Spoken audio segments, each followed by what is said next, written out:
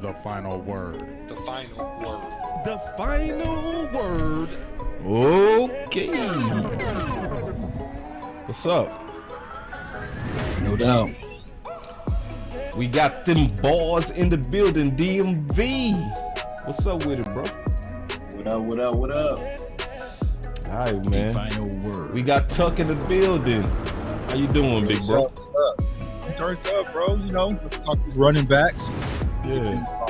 All we do. Yeah. And then we got Big Bro Law. What's good, fam? Let's go. The final Shit. word.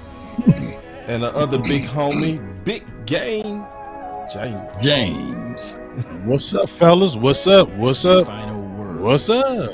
What's up, man? So we bring Let's get it, man. Yeah, let's get it. Talking the dog. running backs. Talking about these running backs. Talking about some replacements. Ooh. Let's get messy early. Let's get messy early. Man, it's gonna get messy. Ooh. We coming out the gate talking messy. Y'all get Messy. ready. Messy. Word. Yeah. We love you, Zeke, but it's time, dog. Wait. Not yet, big. Not yet. Not yet. It ain't time. It ain't time for the homie, bro. What y'all doing? It's Trying time to fire for the Zeke, homie. dog? No, say it ain't so, fam. Say it ain't so. What? Hey, Boys and Men made the The final song. word. We come The to final the word. end. The final word. The final. Whoa. Word. Maybe. Oh. It And might dollar be. still can't let go. Might be that time, dog. Might be. Ooh, DMV said There you it go, too. DMV. What There is you go, going on? DMV. DMV said it too. It might be his time because DMV said it. Oh DMV man. said it's a wrap. Oh. So we got to kick it off with that. I can't wait to hear that. So yeah, that's the first thing. What's up? I see y'all coming in the building. Iceberg Queen Marcus. What's up? C, Mr. Day One, Texas. Yes, indeed. We see.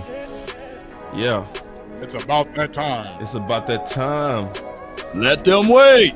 Yes, indeed. Well, let's get it. The final word. Let's get The it. final word. Let's go. Big Bird, I see you. What's up, Big Bro? Bird be hitting with the fact. They call it. Yeah, Bird. we see you, man. Yup, we back. Valentine's final Day word. took The the final men word. out. The final word. The final word. Man, y'all should have known these The boys gonna do no final word word. on Valentine's Day, man. Y'all knew better, He said man. Valentine's. Valentine's Day, man. Y'all should have known better than that. We just crazy. Yeah. You know Law was going in lover mode. Yeah. Law was like 5 in the morning. Boss, I ain't making it. Okay, dog. Okay, dog. Okay, dog. The final word. Boy, that boy Big was like, boss, I'm a beater.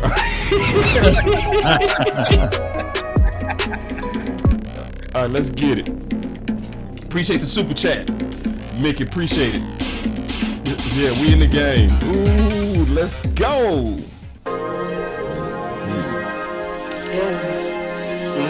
I just wanna run it up. He said maybe I Check us out. Oh. I've been really in the field, let up. Yeah, Yeah. when I've been really in the field, let her rush, I let her feel. Lately, I just wanna run it up. Don't need no deals, I make the deal. Have to take it to And if it was up to me, if it was up to little old me to make a pick, it would probably go a little something like this. That boy in the zone. And with the 17th pick And of the 2020 Dallas Cowboys NFL Draft, Man, the Dallas Cowboys select Song. CeeDee Lamb. let's go.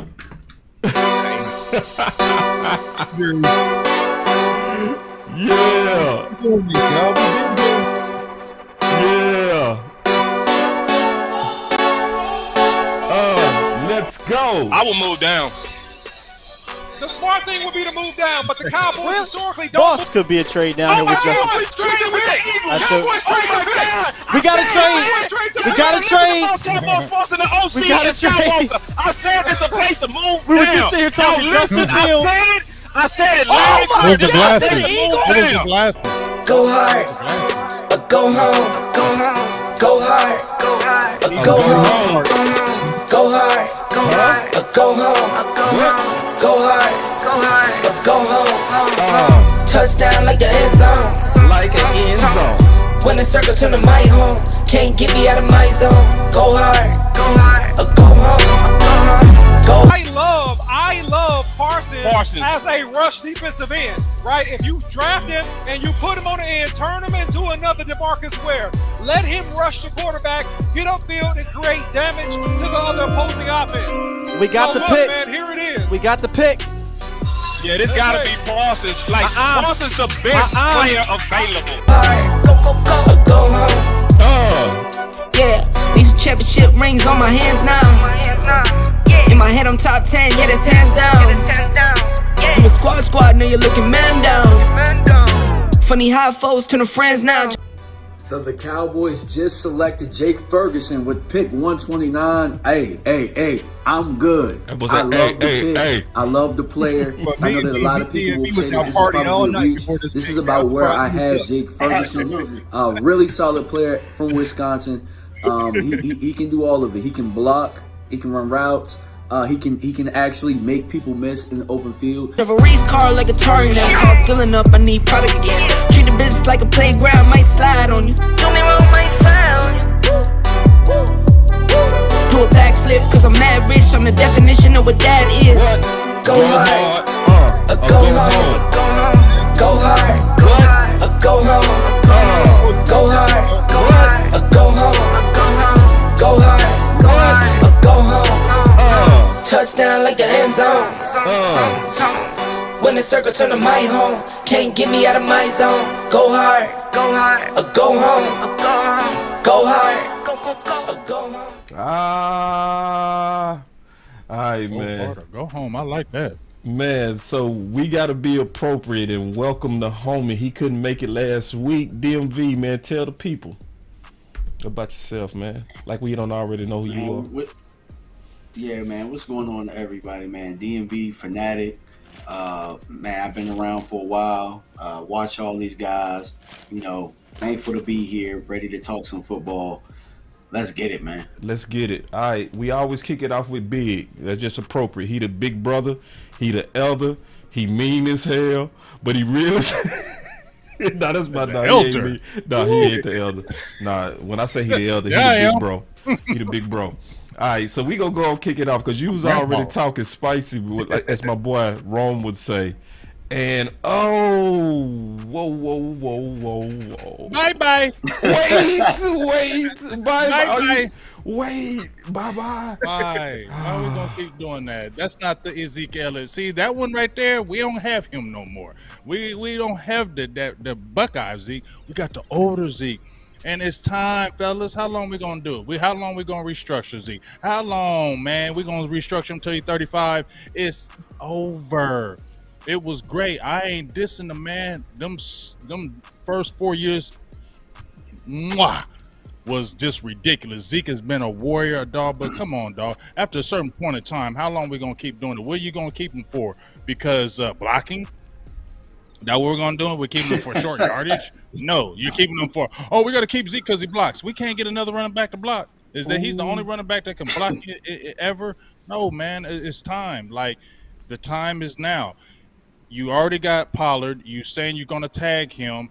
There's other running backs in the draft. You drafted him high, Ezekiel Elliott, and you were fine, right? You drafted him high. His rookie year, he did fine. When you drafted Tony Pollard as a rookie, you did fine. There's been plenty of running backs in the league that have come in as rookies and done fine. They haven't missed a beat with your team. So why do we have to sit there and feel like we got to be scary and say, oh, we got to keep Zeke. Oh, we got to keep Pollard. you got to eventually move on from this, and this is the player that I feel that you need to move on. This is the time you can save some money, you can finagle some money, you can make things work, and not sit there and be stubborn and say, oh, we're going to just restructure Zeke. What purpose is it for? Y'all tell me what Ezekiel is going to continue to keep on bringing, because everybody's acting like 1,000 yards is great. That's like 55 yards a game in like 17 games. That's like 55 yards a game. That's not a bar any longer. Okay, so is that what we're looking at? And Tony Pollard already surpassed him in that. So I'm asking you fellas, why are you keeping Ezekiel Elliott? Green Bay Packers game. We win that game if you have Ezekiel Elliott. He brings the temperaments. He controls the clock. There was some record out there when Ezekiel. You don't know Elliott we were winning that game if you had Ezekiel yes, Elliott. Indeed. That was just yes, that. Indeed. You know you yes, don't. Indeed. No, you don't. You don't pass You're as guessing. much, and then you hold on to the ball more, and you establish the run and keep running it when you up with that lead. I think that Ezekiel Elliott, what you would miss is those 12 touchdowns. You would miss those inside 12 the 10. touchdowns. Inside the 10. When I seen Tony Pollard, when they get inside the 10, and he disappears a little bit. Maybe that's because of Kellen Moore. We don't know. It's the area of the unknown. So what I say is from here is that we heading into a year 2023 finally without Kellen Moore. If you look at Ezekiel Elliott's overall collective stats, it dropped in 2019, 2020, 2021, and of course 2022.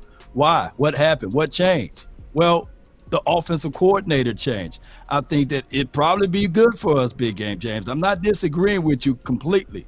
It'd probably be good for us to move on from Ezekiel Elliott, but it also would be a hindrance if we don't find a replacement for him. I don't think that you head into the 2023 season. I don't think you head into that year with Tony Pollard, unless say we draft a Gibbs or someone like that. Who's going to block for your quarterback? Okay, Jay Tuck, we got to get you where you stand on the big dog. Well, I'll say this, man, because Boss, earlier in the intro, you posted a clip of me talking about drafting Dak Prescott back in 2016. So I was at that draft out there in cold Chicago, and the Cowboys would have listened to me, we wouldn't be in this predicament, because the corner I want is still going strong right now. You know what I'm saying? But I understand what you're saying, Law. But the question I would ask you as a rebuttal, what happened in San Francisco, when Tony Pollard went down? That was the perfect game for Ezekiel Elliott to put us up out of there with the win, and they didn't even trust him to give him the rock. So it's been too many situations. I don't feel like you can lean on Zeke to get wins. Now, is he still, he can still run the ball, like Big Game James said, from the 10. He can get in the end zone, but we about to talk about a whole list of prospects that can get into the end zone. And I feel like what he and his agent are about to do, they about to go out to the Indy. They're going to poke their head around, and what they're going to find out, that value ain't as high as what they think it is. And so I think the real question is, will the Cowboys bring Zeke back? I don't know, y'all, because even if he was to take a low ball offer, which I don't think he will, I just don't see the value. We can get that value elsewhere. I know it's going to hurt, but you talking to a fan base who's lost Dez Bryant. Hell, we lost Amari Cooper last year.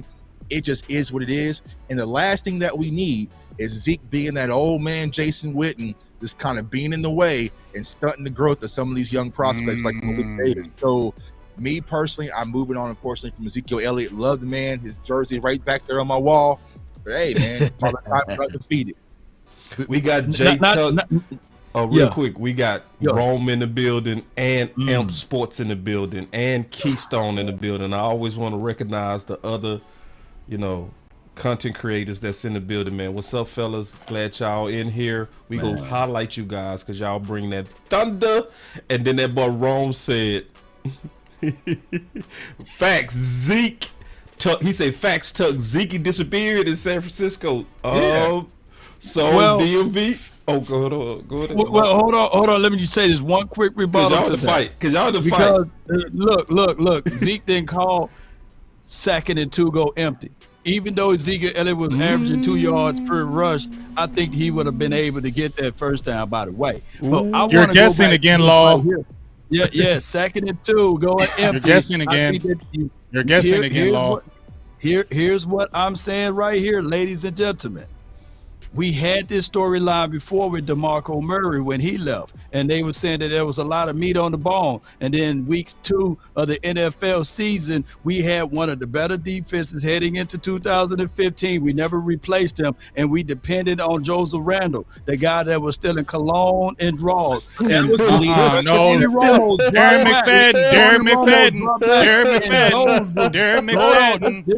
McFadden ran for 1,000 yards that year. Darren McFadden. He had 1,000 yards. Darren McFadden. But Darren McFadden didn't play in the second quarter. I mean, the second game. Darren McFadden didn't play in the second game. Darren McFadden the point though, Law. And he dropped back. And he dropped back, and then there was a casualty to your quarterback. I'm just saying that even though we got to make sure Ezekiel Elliott just for blocking. That's what you're just proving my point. You just said no. What I'm saying is the quarterback.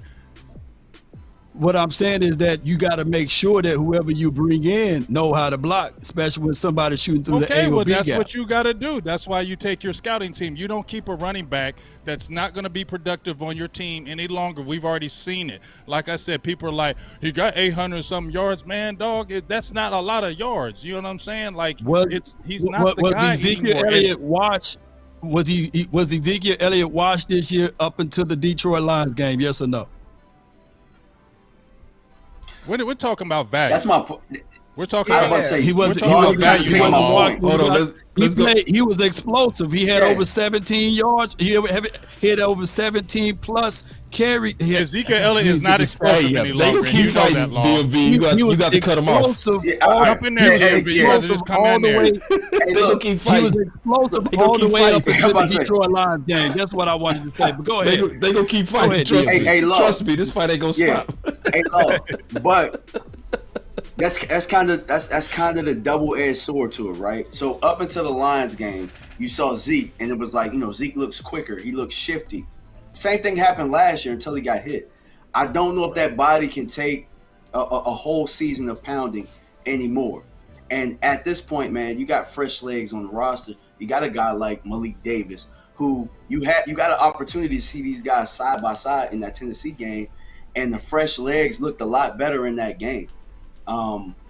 So here's how I feel about it, man. I don't think Ezekiel Elliott or his agents should feel comfortable right now. The reason you shouldn't feel comfortable is how Tuck said, look at the free agents, look at the market out there right now. And you got to ask yourself as the Cowboys, are we trying to pay him? What will we owe him now? What's the cap hit? About $16 million or something like that this year? If you look out there right now, it's not worth keeping him. And you're talking to the biggest Ezekiel Elliott fan that there is. Right. You know what I'm saying? Like, I got his jersey. Hell, I done grew my hair and got this damn headband. I'm a big ass Zeke fan, but I know how the game goes, bro. Like, running backs, you got to keep them coming in. You got to keep them fresh. That's just how the game is. And at this point, right now, I'm not saying you cut him tomorrow, but you're looking to replace him right now. And if you can't, we're talking about something completely different, but we got a plethora of backs to talk about. And I think that there's actually some guys here that'll make you think about possibly not tagging TP. You might just say, let him go. There. So, let me ask you this, Law. What's the price tag you keeping Zeke at? Because right now he's 16 this year, 14 next year. What's the price tag? We will have to see what they are willing to cut down to. Now, as far as the cut, I ain't leaving that up to Zeke, bro. I can't leave it up to him. Like, what you willing to cut down for? Right? Like, yeah. Bro, if he works being on those roster for, let's say, $6 million, and you tag Tony Pollard for 10, does that make sense to y'all? I mean, no, I would stay far away from tagging though. I'll still stay far away from tagging. Go ahead. Pollard tag. They gonna tag Pollard. So I'm gonna tell y'all right now. I got Law back on this. Okay. Realize. You ain't by yourself, Law. You not by yourself, dog. You felt like you was by yourself. You ain't by yourself. Touch your neighbor. Touch your neighbor. I just want to hear everybody out. I want to hear everybody out. But I would, and let me tell y'all where I'm coming from, because I'm coming just a little bit different.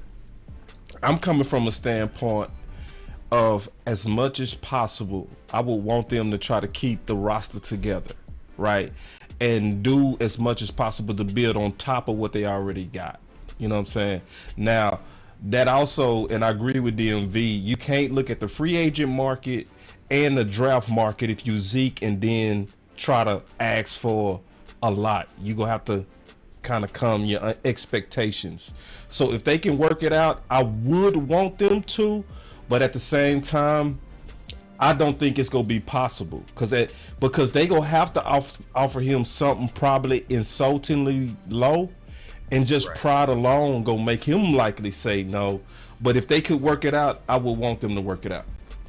And also, boss, turning that factor, right? Because Zeke got over on the first time. So they go, you know how Stephen Jones is. They pay. He gonna get his revenge. He gonna get his revenge. You know what I'm saying? Like, yeah. You know, so it's gonna be like $1 million offer or something like something. Yeah, it's gonna be something. It's gonna be horrible. And I just don't think that Zeke and his agent Rocky gonna go for that, bro. I just don't. He don't want to be in Dallas that bad. He wants to stay in Dallas, but not that bad. Or he's gonna take a disrespectful offer. And I feel like in order for the Cowboys to really make him an offer that makes sense, especially with Tony Pollard, it's going to have to be remotely disrespectful. So I don't see it happening, to be honest. Who's been a better player post their first contract, Ezekiel Elliott or DeMarcus Lawrence? Zeke. Post their contract? Because he got two of post them. Post their first contract, yeah. Oh, first contract. Post first contract? Zeke. Yeah. Yeah. Come on, y'all. Zeke. Yeah. So how in the hell Law got an extension? Go ahead, somebody else. Okay, talk that talk, Law. I'm with you. It's different positions though, bro. Like it's different positions. You have an edge rusher, and also edge rusher is the most valuable position in the land of football, right? Edge rusher is one of the most valuable positions in the land of football. Law don't lay down easy at all. Yeah. That's why they kept D-Law, right? Because also they moved the money around last summer, but like I said, off the production that D-Law put up this past season, it paid off. You know what I'm saying? Like, I just don't feel like with Zeke, you really is getting the payoff. You know what I'm saying? Like, I felt like if you would have probably gave Malik Davis some same touches with Ezekiel Elliott, you probably got the same production. Yeah, it's gonna be something. This is gonna be good. This is gonna be fun. So listen, as y'all can see, this is not an easy debate. We got smart people on totally different sides of this thing. Like, cause Law smart, Tuck smart, DMV smart, James smart. I'm alright. I'm okay. But but you can see this is a hard dilemma because also you got the factor of leadership. So what we here today to do, and we gonna do this. That's why we had to start with that debate first. I ain't gonna say who won because I feel like Law won. I ain't gonna lie. I feel like Law won. but y'all hear me? Can y'all hear me? Yeah, we can hear you now. I knew something was wrong because I was like, what big at? I was trying to jump into this. I was mad as hell because I wanted to get you. I wanted to get Boss. I wanted to get Law. Where you at, dog? What you gotta say, dog? I know, come on, Law. Like that. Law. I just want to tell you, Law, just stop. Okay, first of all, just stop it, Law. Just stop. Yeah. Just let it go. What's that Michael Jordan gift? Stop it. Get some help. That's what you need to do right now. Stop it. Get some help. Let it go. And then, because even Boss. And then here's the thing: when you was talking about the market.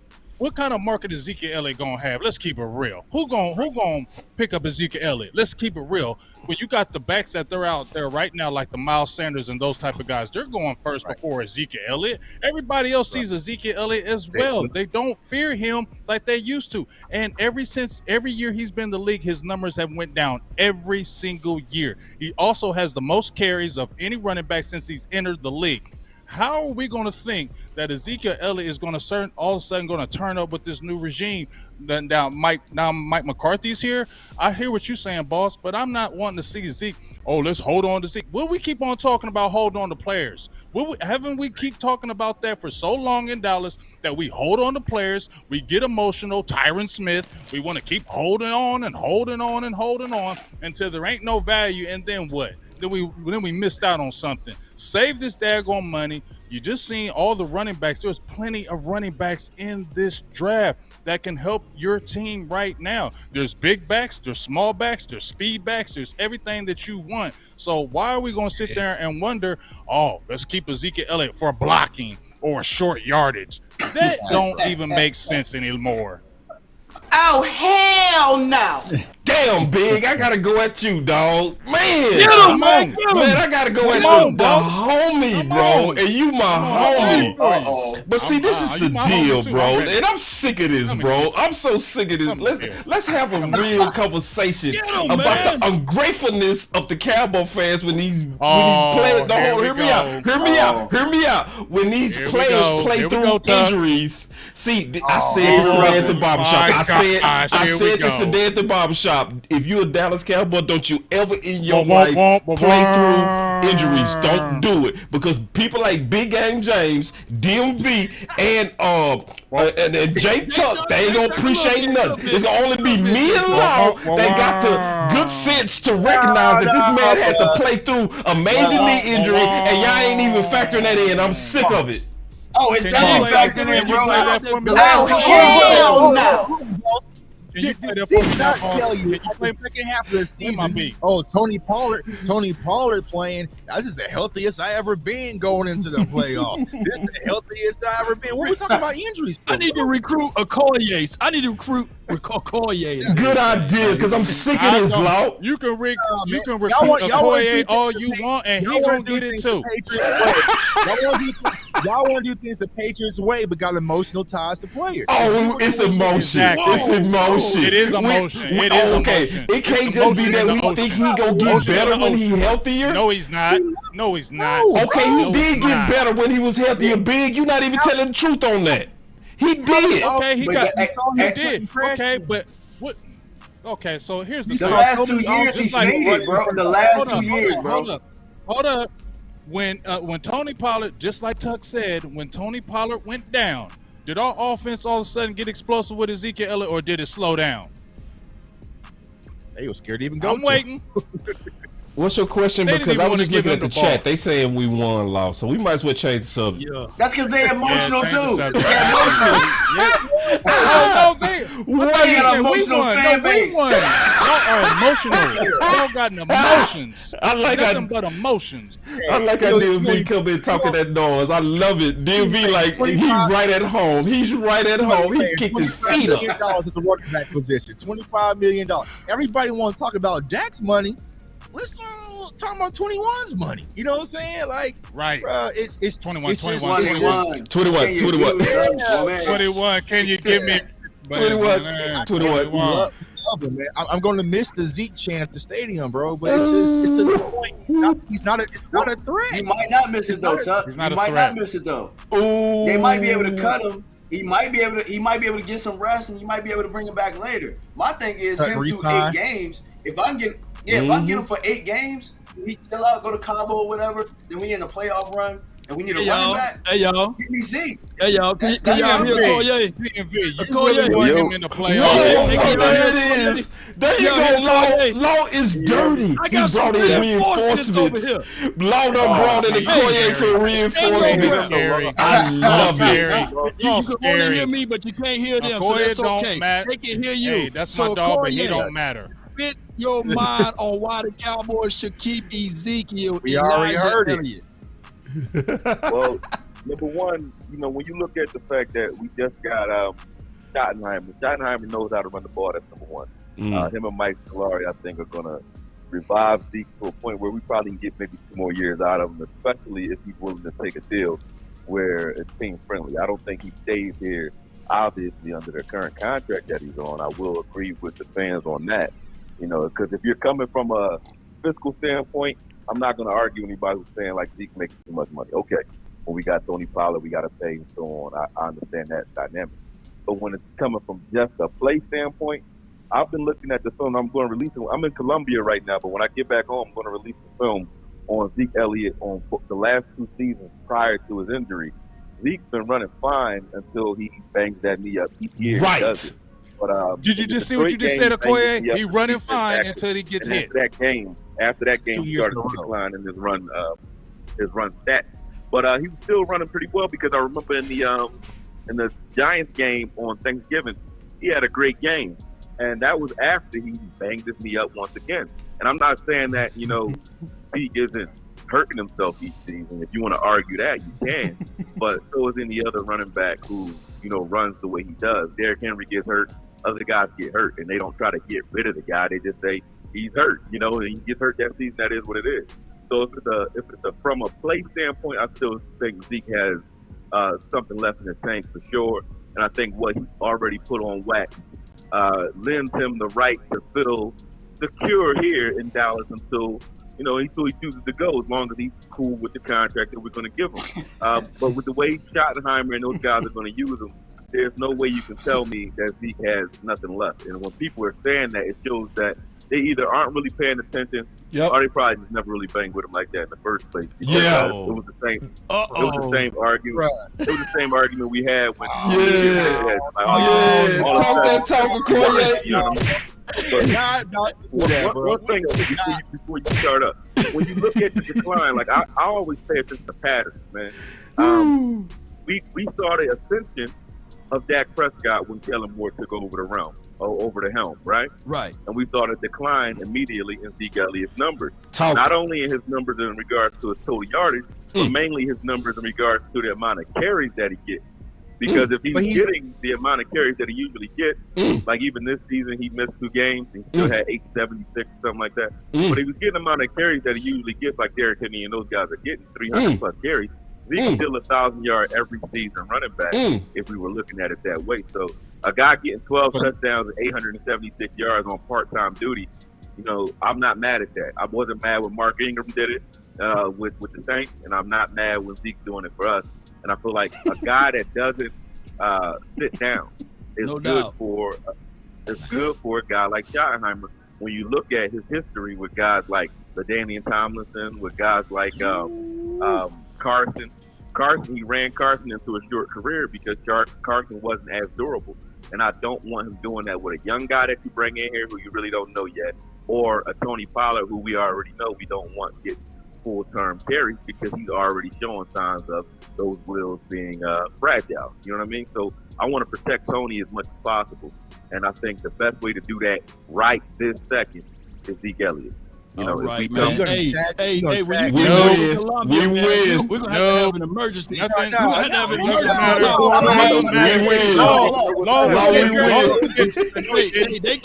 you can't hear them. We're going to have an emergency. And that stuff that he just said at the end. Phone a friend. Boss Cowboy, as well as let me ask this one question. Bring you on the panel. Let me ask one question. What did he do against San Francisco? Oh, I'm with it, man. I'm with it. I'll be back. I land tomorrow at midnight. What did he do in San Francisco? Load up your clip, man. Appreciate you, Appreciate you, Okoye. Let me ask you. Y'all get that boy Okoye in here, man. Y'all clap it up for Okoye. Clap it up. Appreciate you all. You too, man. Hold on. Appreciate you, Okoye. Hey, but J Tuck want to fight. You can't fight right now, dog. The fight is over. We won, bro. You didn't win. No, you didn't, bro. He said Zeke needs about 20 carries a game, and then we gonna tap Tony Pollard for 10 and that ain't even million. gonna work. That don't even make no sense what he said. Bro, we get hurt with the 8 carries he getting now. Every time he gets carries, what's our record? Okay. Zeke's still good. He ain't doing no 25. Oh my God, you just in La La Land. You in delusional land, Law. You are delusional. You are delusional. You are delusional. And Okoye, you my dog. You are delusional too. You delusional too, Okoye. I'll be on Boss and Law's side if we keep Zeke, but we get rid of Pollard. They both cannot coexist. Ooh. I like it. See, J Tuck, you a dog. It's too much money, bro. You too much dog. money, bro. I'm not getting rid of no Pollard and keeping Zeke. Hell no. That's what I'm saying. So if we gonna keep Zeke, and I'm gonna be on Law's side, I'm gonna get rid of Pollard, and we're gonna talk about some of these prospects. But I'm not paying Zeke see how bad our running game falls off. Hey, right. Hey, I want a 3-headed monster, bro. I want a 3-headed monster personally.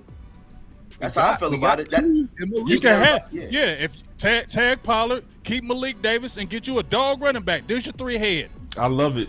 Thank you. That's what I'm at. I love all of it. All right, so listen, we got to get into this draft content. I didn't know he was. Yeah, yeah. I had no idea that y'all was gonna go crazy like that.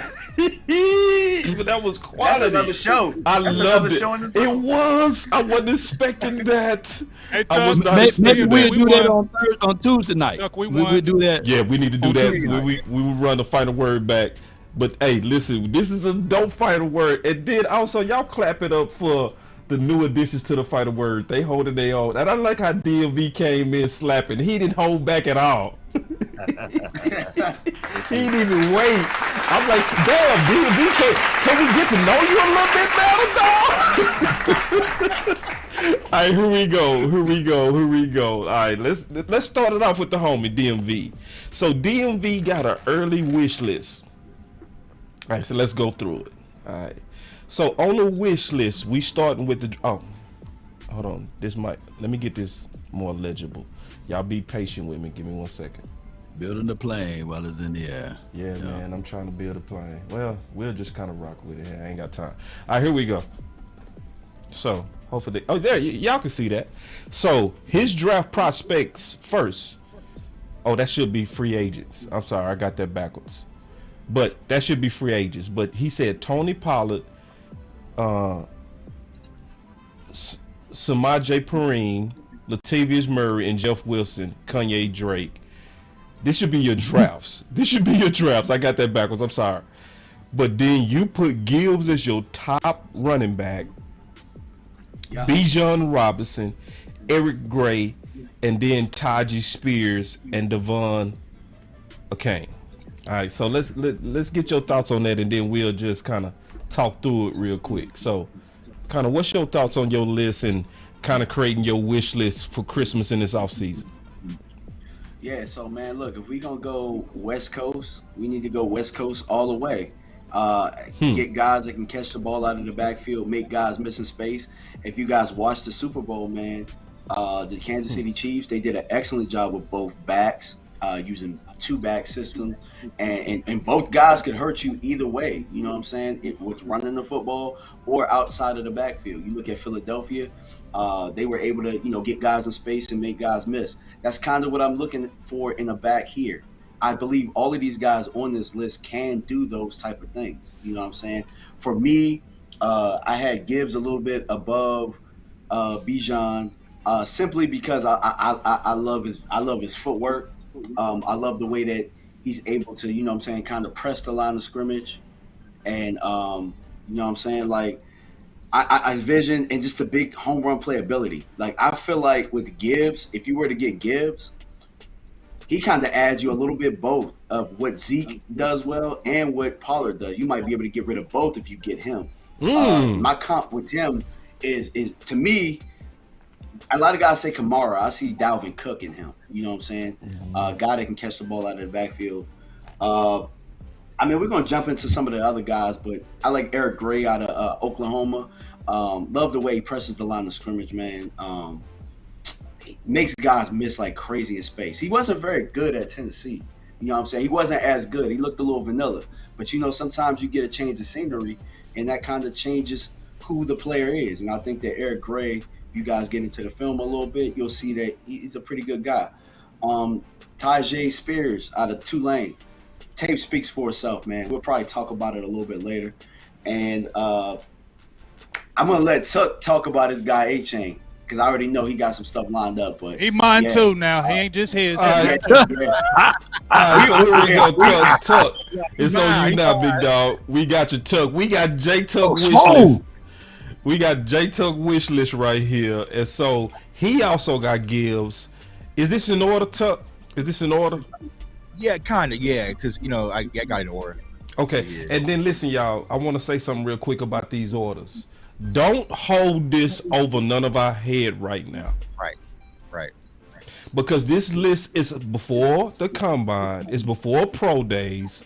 It's still a lot more stuff we waiting on to really confirm my list. So don't come at Tuck like, you said Gibbs was first.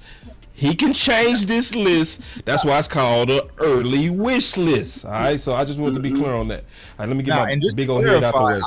I got Bijan on the list, but I just think he's not going to be there at 26. So I kind of got him in a class of his own, right?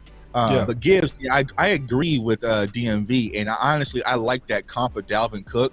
He kind of gives me that feel. Y'all know I'm a Florida State fan, but he can grab the ball in the backfield, got great wide receiving skills. He's probably one of the most complete backs outside of Bijan in this year's draft. So he do power, speed, and he's still young. He's only 21 years old. Now, I know that Law and Boss want them old running backs, right?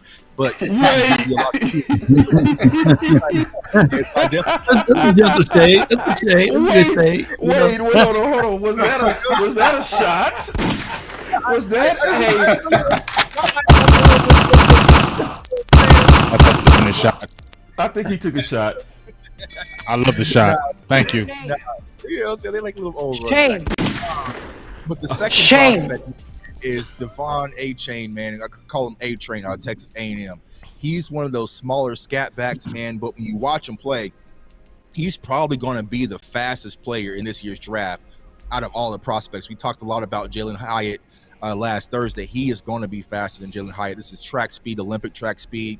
Broke all sorts of records at Texas A&M for track, man. But the one thing I liked about him when I watched this film and I broke down his film on my channel was, even though he has the speed, he has a lot of patience at the line of scrimmage, and he really gets behind his blockers.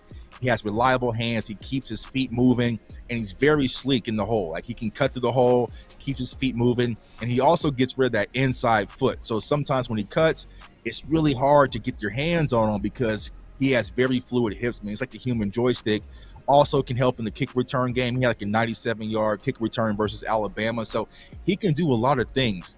And like DMV said, in this new West Coast approach, when it comes to Mike McCarthy's offense and his philosophy, we want to get guys that can create in space and also catch and run guys.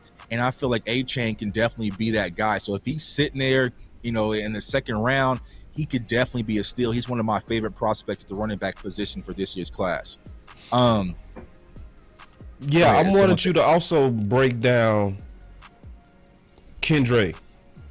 Okay, yeah. So Kendre Miller out of TCU, I got the chance to watch him a few times in person when he played versus KU, and also in the Big 12 championship game. And he's kind of your workhorse back, right? So he can do a lot of things. He's not as explosive as Gibbs or Bijan, right? But he can take on the punishment, has good size, good speed, and good balance.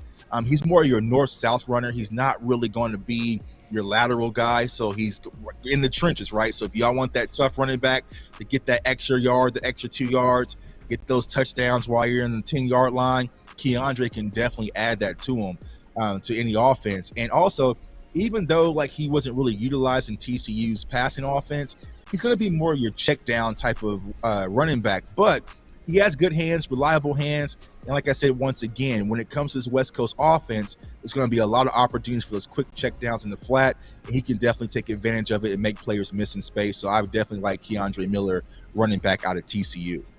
All right, and going back to your list, Tuck, let's kind of keep going through it. So you also got Tajay Spears from Tulane, and you got a film breakdown on him. And all of this, I want y'all to know, is also on his channel. All right, this is why you got to support everybody here: DMV, Boss, Big Game James, Law Nation, obviously J Tuck, right? Can support all the channels because you can see all the work that's going into, really putting our eyes on these guys. So did you sent me the tape on Spears, right?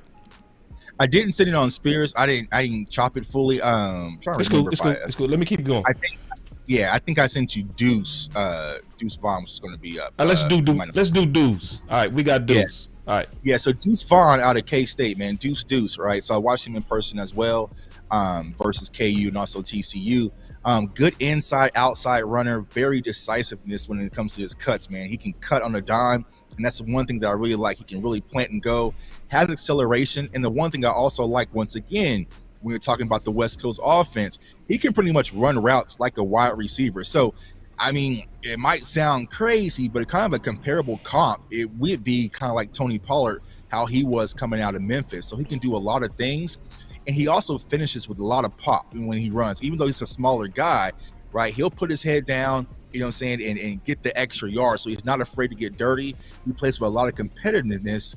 And the one thing we have to also keep an eye on, his dad is a scout. His dad, Chris Vaughn, is a scout for the Dallas Cowboys as well. So there might be some ties. So if he's kind of sitting there, maybe end of day 2, day 3, possibly, he can definitely add a lot of value to this Dallas Cowboys backfield. So that's Deuce Vaughn out of Kansas State, one of my favorite prospects I got to scout this year.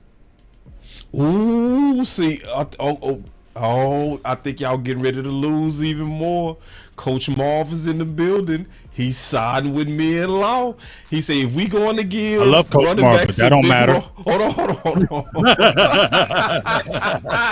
I love Coach Marv. That don't matter what he's saying. Wait. I love Coach. I love Coach. Hey, and if y'all forgive us, it's a little lag in the stream. It's on me. Murphy Law. I'm gonna fix this on the next stream. I know exactly what's going on, so y'all just fight through it. But anyway, Coach Marv said this big, so I think it's time for you to apologize, big homie. He said, if we going to give running backs a big role in this new offense, experience has to be looked at. Sorry, I'm not apologizing. I love Coach. I'm not apologizing. Because I'm gonna ask a question. Because I'll ask a question to Coach. Okay. In the Super Bowl. Okay. Who was the best running back? Who was the best running back in the Super Bowl? That was seventh Kansas rounder. City. Kansas City. That seventh It rounder. was Pacheco. Seventh rounder too. It was Pacheco. He did Wasn't his it thing. seventh rounder? Pacheco. How much experience he have? Rookie, seventh rounder. I mean, he got seventh rounder. Wait, DMV, say man, DMV. Rookie, seventh DMV rounder. coming here with the shotgun. Goddamn.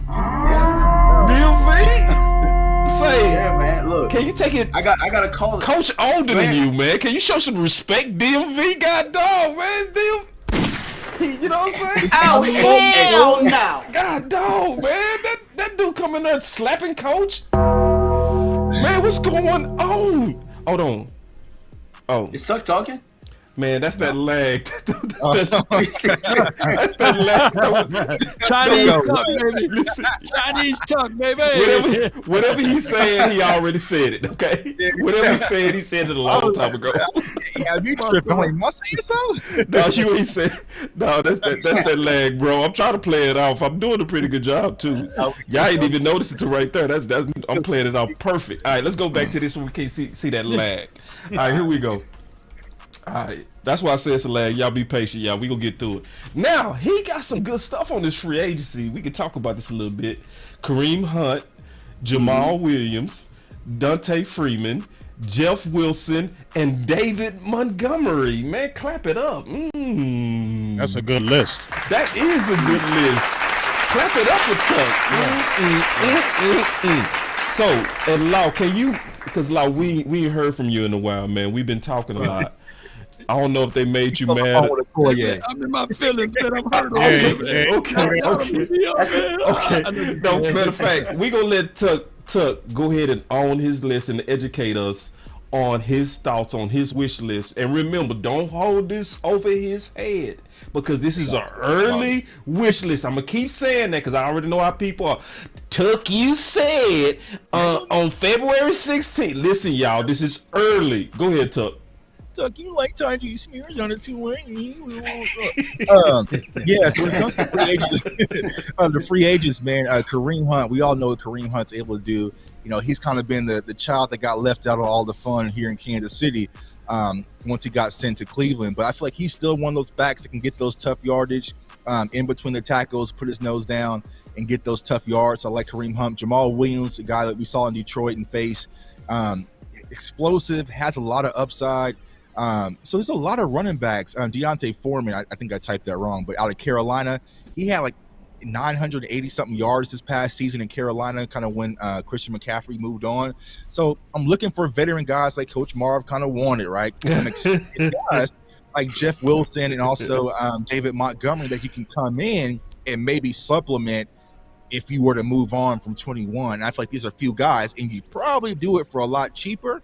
And the expectations wouldn't be as high as versus having Ezekiel Elliott getting 10 carries a game or 8 carries a game you could probably do that with a Jeff Wilson and be perfectly fine with it as they spell Tony Pollard. So that's kind of my free agents. But if I had to lean, I'm leaning more towards these draft prospects over the free agents that's in this year's. Absolutely. I appreciate it, man. Y'all clap it up for Tuck. He killed it.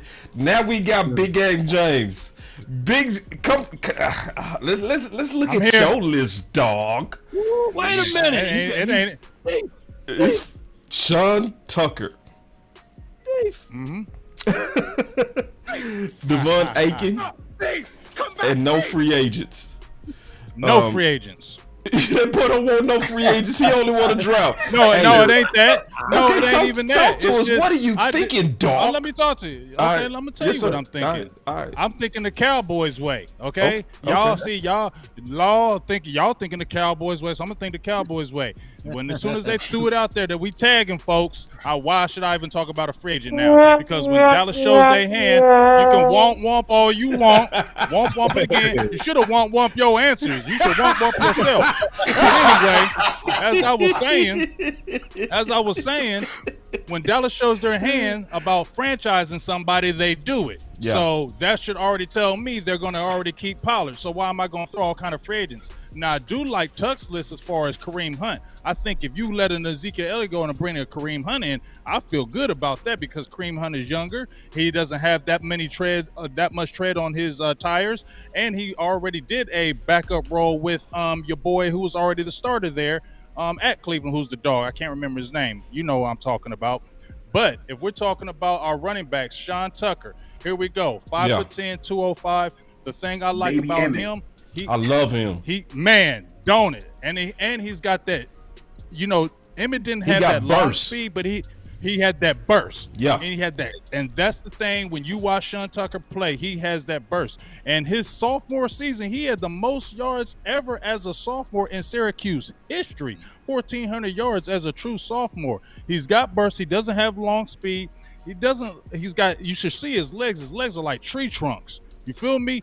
You bounce off of him. And I just like the way he moves. He keeps his head down. He doesn't really offer you too much as far as like in the passing game, but I like him as far as I think he can be one of those bell cow running backs where you can give him 20 carries and he gets stronger as it goes. I think he's one of those type of guys. Okay.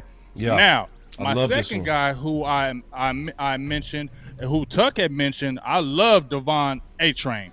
A chain. I love him. Dog, he may not be big, but if you're keeping a Tony Pollard and you keep Malik Davis, because if you look at Malik Davis, he has some nice size as a back. He's not a long wing guy. He's a north-south runner. So you got a guy that can get you a lot of carries as well. But when you see a chain, that dude is explosive. That's what we need. If you're talking about that West Coast offense, we need explosive, man. And if you already got a Tony Pollard, then why are you bringing Tony Pollard? Tell me why you're bringing Tony Pollard back. Because he's explosive. Because when you get the ball in his hands, he makes big plays. Why wouldn't you add a dude like this and he can help you in that passing game? He runs, he kind of leans forward when he runs. That's when you know somebody's fast. When them running backs kind of lean forward when they running, they ultra fast. His feet stay moving. And he's a guy that even though you look at his size, he runs tough. If you watch that LSU game, he had 38 carries in that game for over 200 yards. So he can tough yards. So don't just pigeonhole him like he's a small back and he won't get some tough, gritty yards. I like that. And then I got one more running back that I just now kind of added a couple days ago, but I didn't add him on the list. And that is, let me pull his name up again. I'm sorry, because he played for East Carolina. Keaton Mitchell. Yeah. I like him because, number one, my little homie plays for him as a safety, and we went to them when they played Cincinnati. He stood out to me. I'm like, and he's small too. He's like about 5'8", about 185. So he's not going to be a guy that's going to get you tremendous carries in the NFL. But, dog, if you saw that cat from Kansas City, right, Pachero, whatever his name is, this is a guy, carries over 15-plus yards, 31 carries over 15-plus yards. That was good for first in all of college football. 75 missed tackles. 1,400 yards rushing this past season with 14 touchdowns. But once again, carries of 15-plus yards, 31 of them. That means he's super explosive. We need explosion in this West Coast offense. We don't need prodding. We don't need the prodding running back any longer. We need explosive. This is a type of league that you need explosive type backs. And if you bring back a Pollard, why not add another explosive running back with him? So when your team comes on the field, that team on defense is fearful of what you're doing. I'm going to tell you right now, when Ezekiel Elliott is in the game, teams do not fear him any longer. Okay, he doesn't scare defenses any longer. We need to be able to put fear in defenses when we get on the field on offense. That's why you need to add explosion on the team, and that's why I put those players on my list. Yeah, good, damn good job, But my question is, if we can't depend on Zeke, how we know that with him having that knee? You know what I'm saying? All right, man. So listen, the OC not here. I'm gonna go ahead and show the OC list.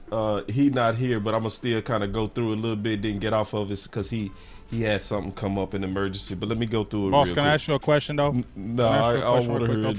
No, I want to hear it. Why not? No, go ahead. I just want to ask one question. Go ahead. Go ahead. Here's the thing. Even when Okoye was talking, when Law brought Okoye in, what's the first thing I noticed Okoye said about Ezekiel? Man, Ezekiel can do this and that when he ain't get hit on his knee, when he ain't get hurt. Okay, that should tell you right now that the wear and tear has wore him down. Zeke has been a warrior, but the last few seasons he keeps getting hurt. What does that tell you as a running back? That's the telltale sign that it's about done. Remember, don't try to hold on like the Eddie George. Remember when you brought Eddie George in? We thought Eddie George, oh, we got Eddie George. Man, Eddie George was done. Yeah. He was done. All the carries had ran him out. Y'all ran him in the ground. And that's, I'm just saying, dog, we need young, fresh, explosive legs, period. No doubt. I ain't hearing you, bro. Listen on you, Law. No, I feel you. No. All right. I do feel you, Big. I'm messing with you. Unknowns, and that there are known unknowns, but there's also unknown unknowns. Things we don't know that we don't know. And the things that we don't know is what Tony Pollard looked like if he's handling or battling through an injury, on how he would look like with the ball in his hand. Those are the unknown. So now we got to look into this whole entire picture. We're heading into the 2023 draft. Who do we draft? How do we draft? And where do we draft? Now, tier one, I had some tiers in this thing, and I'm quite sure that Bijan Robinson, somebody's going to scoop up him and pick him up, and he will not be available. But I think that he is one of the most complete backs in this particular draft. I know he's behind the hype machine right now, but I got to wait till the numbers come all the way through before I give my full assessment. But he can catch out of the backfield. He gets small and skinny through the holes, the A and the B gap. He's a decent blocker too, and they utilize him all over the field. So, hey, you talking about big legs, Big Game James. That dude got tree trunks for legs too. And that's your boy, huh, Big Game James? That's from your school, right? You know?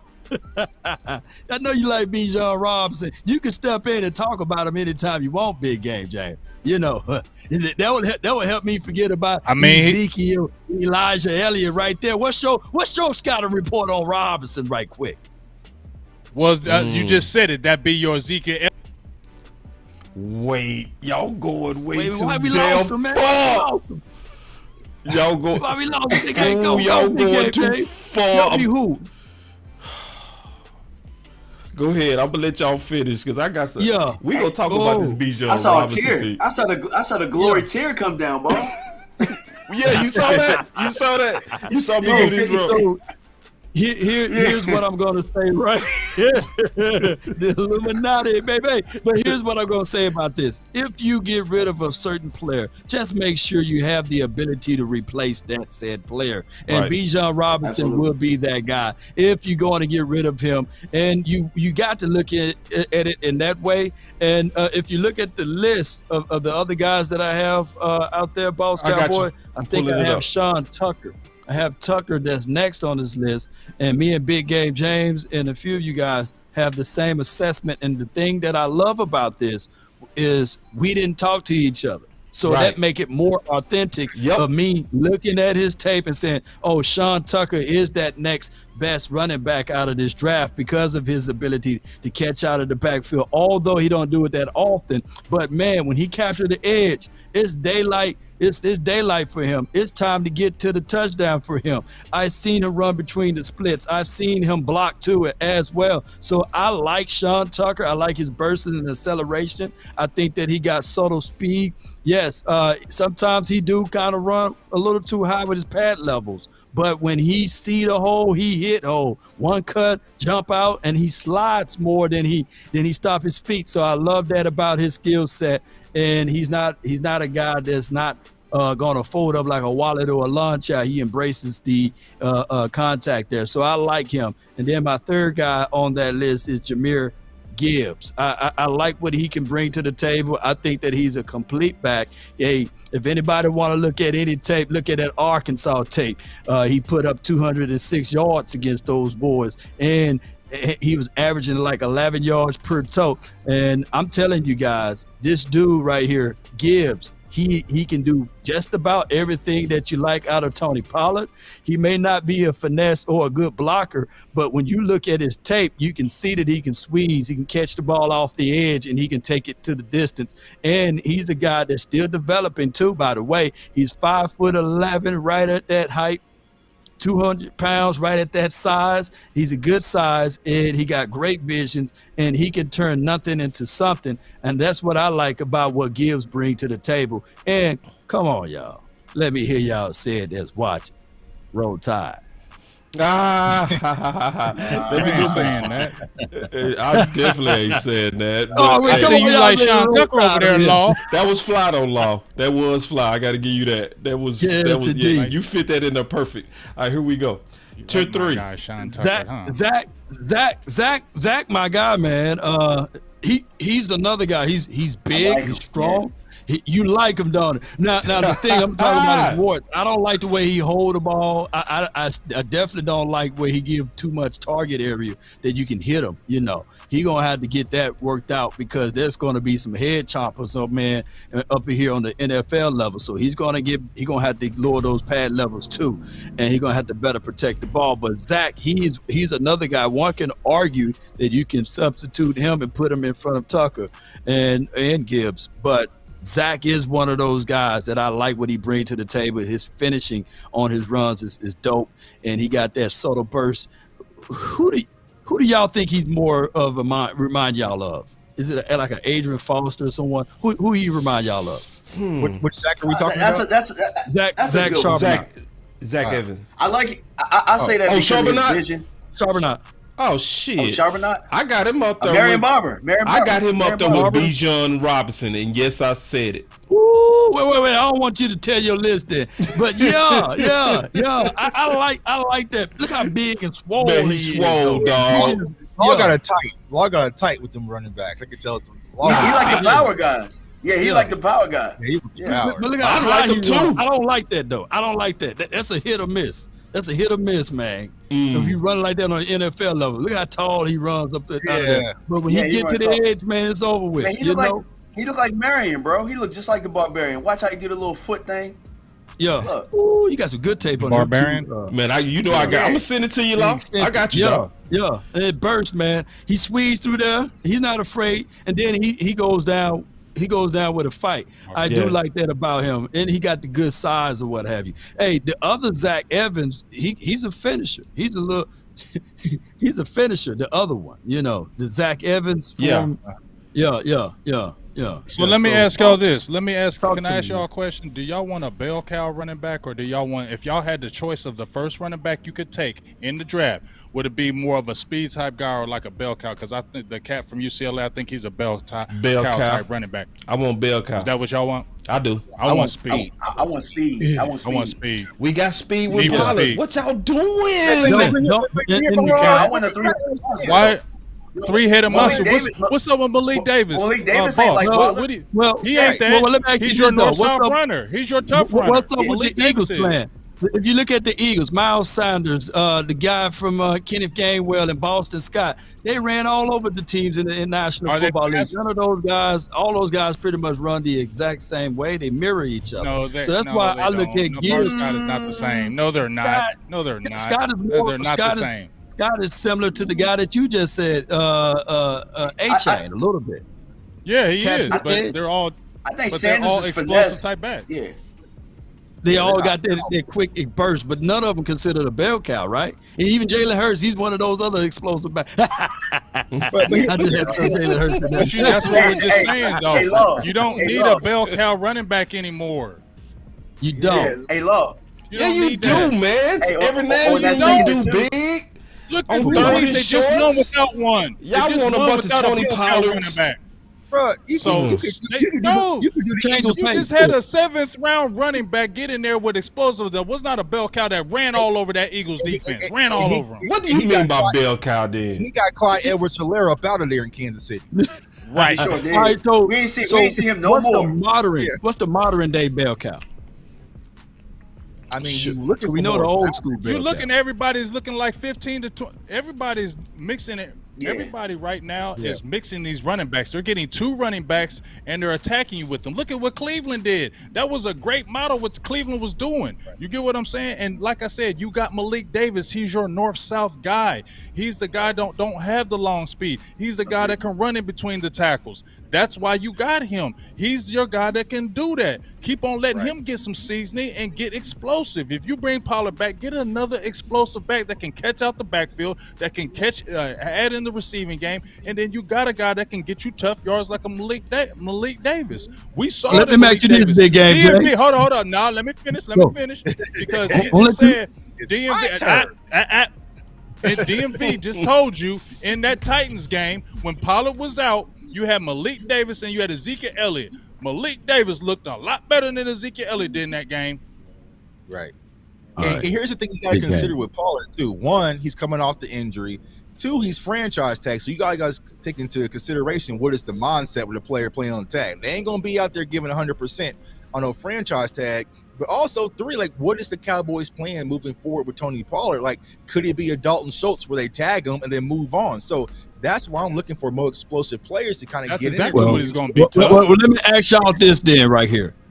Josh Jacobs, Henry, Chubbs, Jonathan Taylor. If you remove money off the table and you had a chance to pick those boys up, which one would you pick and why? Because they are your prototypical bell cow running backs. And who in this draft is equivalent to those boys? Those are two-part questions.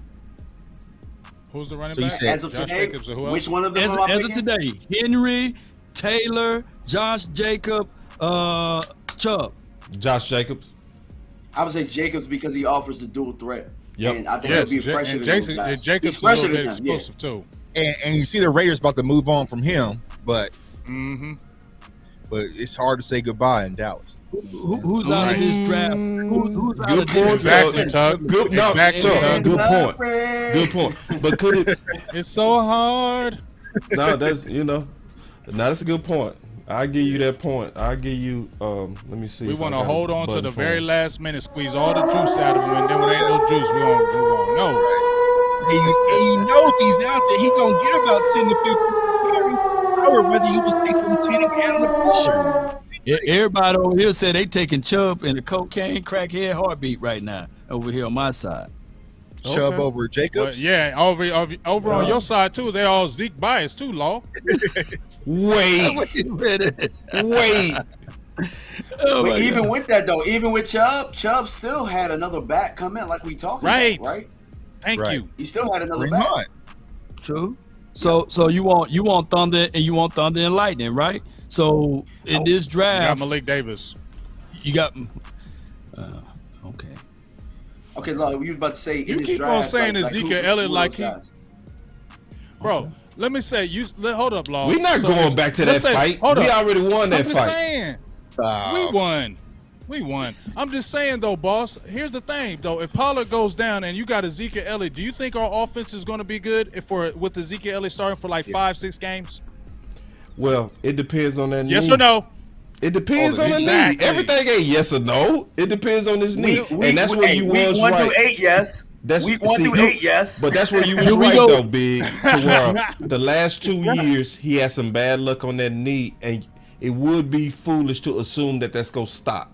When it's starting to look like it could be a pattern. Could it stop? Sure. But has it stopped? No. You know what I mean? So and that's the same situation like Tyron Smith, right? Tyron Smith is a decent tackle if healthy, but you can't bank on it. So it's like freak accident or not, we seen back-to-back years with Tony Pollard too, injured. Plantar fasciitis in the foot, and then also now he got we don't know who Tony Pollard's gonna look like now coming off of that injury.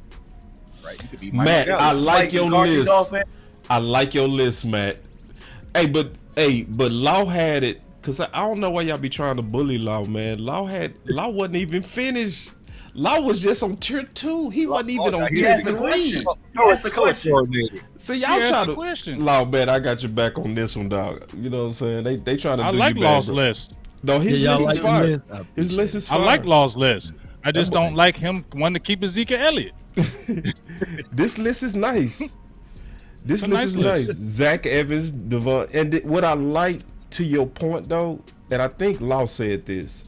It's the fact that a lot of us got the same people on this list and we don't talk before the show. Right. We don't. You know what I'm saying? So that means our eyes are aligning. Hey, that's why we go back to the list right quick. Here's the thing, Law. Look at your list and look at all them options available. You know what I'm saying? You can mess around. Right. Tell him, you ain't getting none of them messing with Zeke. Tell him, this is a sweet list. This is a sweet list. But let me ask you this though, Tuck, since you're talking right there, what order do you have this list at right now? What order would you have this list? Ooh, God, I would have Bijan in tier 1. I would move Gibbs up over Tucker. I would move Zach Charbonnet down. I would move A-Chain up, and I would keep Tucker probably tier 2. Keandre be tier 2, and that's where I had it right there. So normally, like the tier 3 guys, they're gonna be the 4th round, 5th round, or late 3rd, right? See, honestly, I think that tier 2 cluster you're talking about probably won't go until day 2 unless something crazy happens. You know what I'm saying? So you could be sitting there and on day 2 and have that cluster. I hate that picture. I had my bad. Take it down. Hold on. I got you, bro. There you go. That's the Tuck we know right there. That's the Tuck we know. Tuck was in the professional. You got the trolls out there, man. They be trying to have trolls out there, man. That was I hate that picture. But yeah, that's real. That is real. Tuck said, "Take that picture down. Take that. Take that. Yeah, he about to be memeing me. I cuss me out. I'm like, damn. You have to cuss me out, dog. But yeah, I'm saying like that tier 2 probably won't fall until day 2. So you'll see like Devon, you'll see probably Gibbs will be the first one off the board early 2nd round. You know what I'm saying? So there's going to be a lot of day 2s in that 2nd tier cluster that you can go ahead and draft. Now, if you want to wait till after that pick, what's our 2nd pick? 52 or something like that? Then you're getting more into that. Yeah, 56. Then you're getting rid of that tier 3. You know what I'm saying? So, yeah, man. Honestly, I'm getting ready to get messy. I'm getting ready to get messy now. Okay, Queen, I'm kind of feeling you, Queen. I'm feeling you a little bit, Queen. Come on. Queen. I'm gonna feeling you that don't even sound. That don't even sound. No, right. it does. It sounds like wee woo to me, dog. Oh, you see this guy? See this guy? Number 1 bullshit guy. He do the wee woo. I'm smelling some wee woo. Hey. I'm smelling some wee woo. Texas it's all fake news. It's phony stuff. It didn't happen. I'm not believing it. You can get a good running back in the 4th round. That's what I'm trying to say. You're right. So, that's they did with Tony Pollard, right? And I ain't necessarily talking about where you got him ranked. Law, this is not directed at you. No, you good. You good. I'm just keeping it real. And let me tell you where I'm having problems, y'all. Y'all see if y'all can talk me out of this. All right. You gonna be by yourself now, though. I'm cool with that. You already know I'm cool with that. I stand alone all the time. I'm cool with that. But check this out. This is the thing. When I see him and people like, he top 10, guaranteed. I'm like, bro, this dude tape is not better than Taylor. No, it's not. It is not better than Taylor. No. So I know he good, but top 10 good? I don't see it. Oh yeah, I ain't nobody said nothing like that. Okay, but not like no top so 10. let me echo off this. I said it on Twitter today, right? Okay. I said my biggest concern with Bijan is that damn team in the NFC East, the Eagles, using that free pick and getting that weapon, moving on from Scott and also from Miles Sanders. Like if they were to add Bijan Robinson along with Jalen Hurts in that offense, it's gonna get spooky. You know what I'm saying? And that's a free pick that they got from the Saints. So I think he'd probably be top 15. Someone's gonna go from top 15. Yeah, I think so. I think so. See, this is why I hate draft season. Can I be honest? I hate draft season. I really do. I hate draft season because they be having. I agree with you, boss. I agree with you, boss. Let me tell you why I hate draft season. This tape ain't better because than last year, when me, you, and Law Big was talking about Breece Hall, people was laughing at us, take bro. him in the first round, yeah. Right, they was acting like he wasn't even a first round dude, and we was like, dog, he run a 4.39. You know what I'm saying? Like he checked everything, and he was big, 6'1", and he was big, and he was a big back. And they looked at him, and you know what they said? They did this to him, didn't they, Big? Yep. They laughed at us. So now they got Bijan. Remember, boss?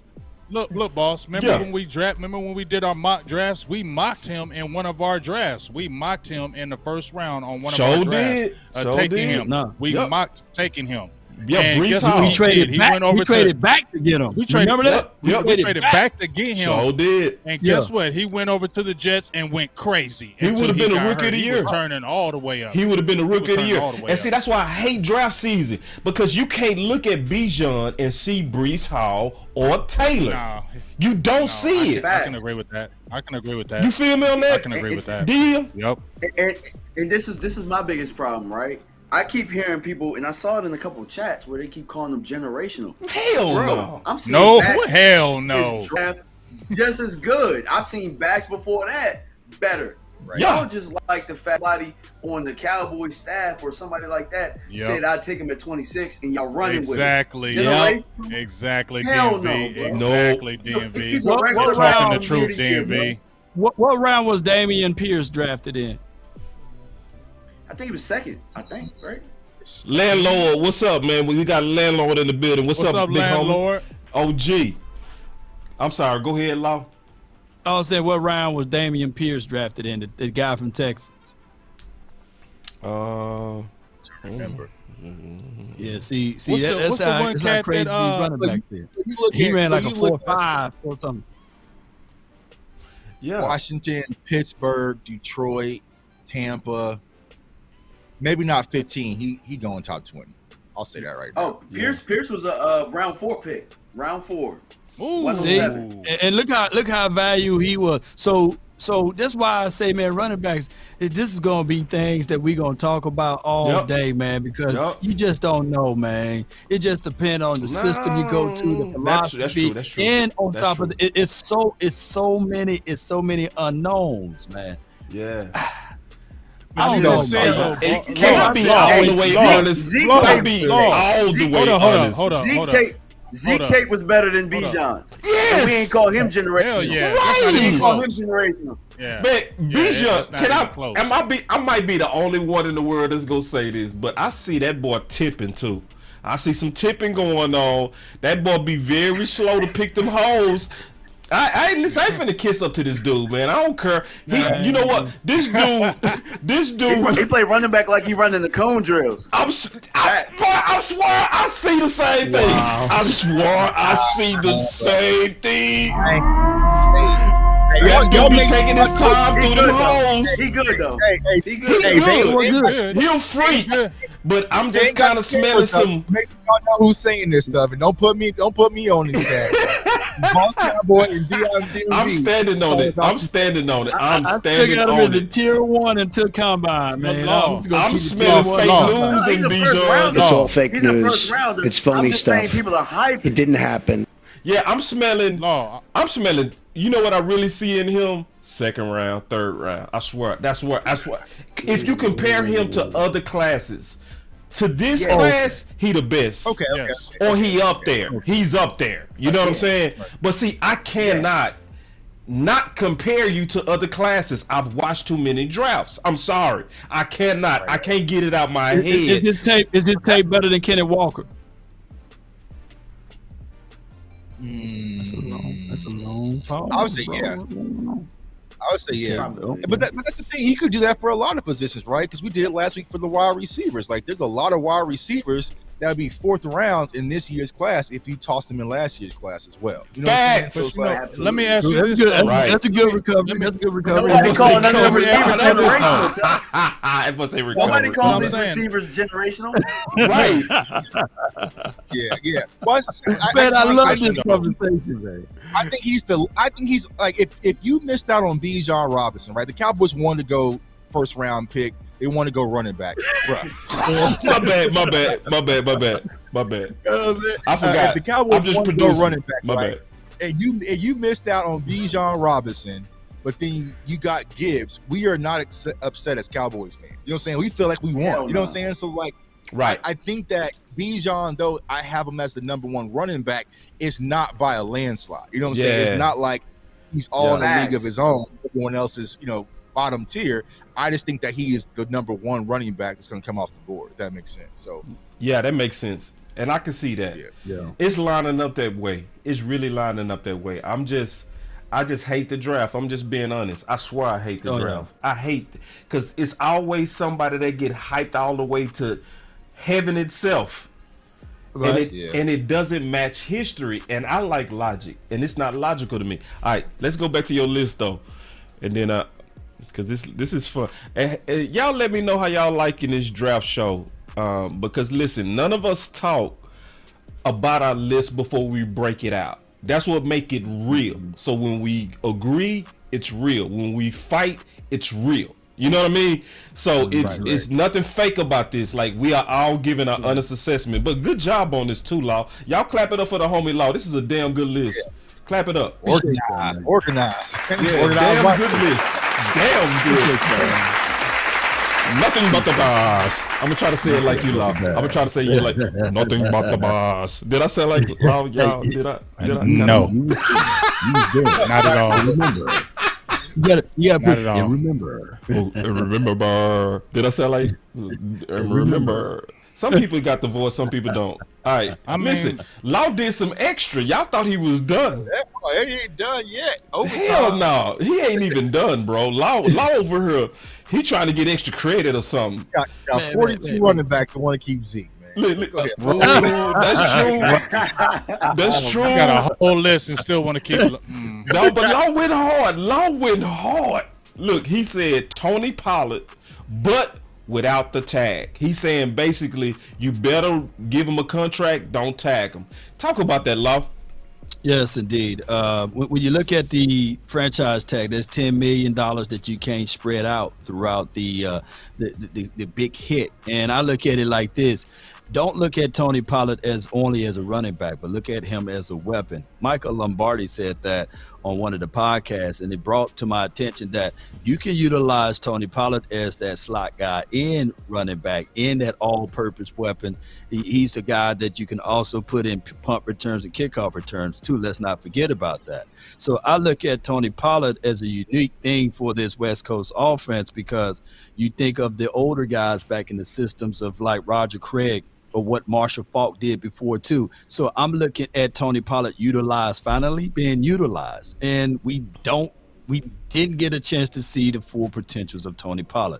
Now, my whole conversational piece is with Ezekiel Elliott. If the Cowboys, I think that they will see what they are trying to save as far as his contract and his money.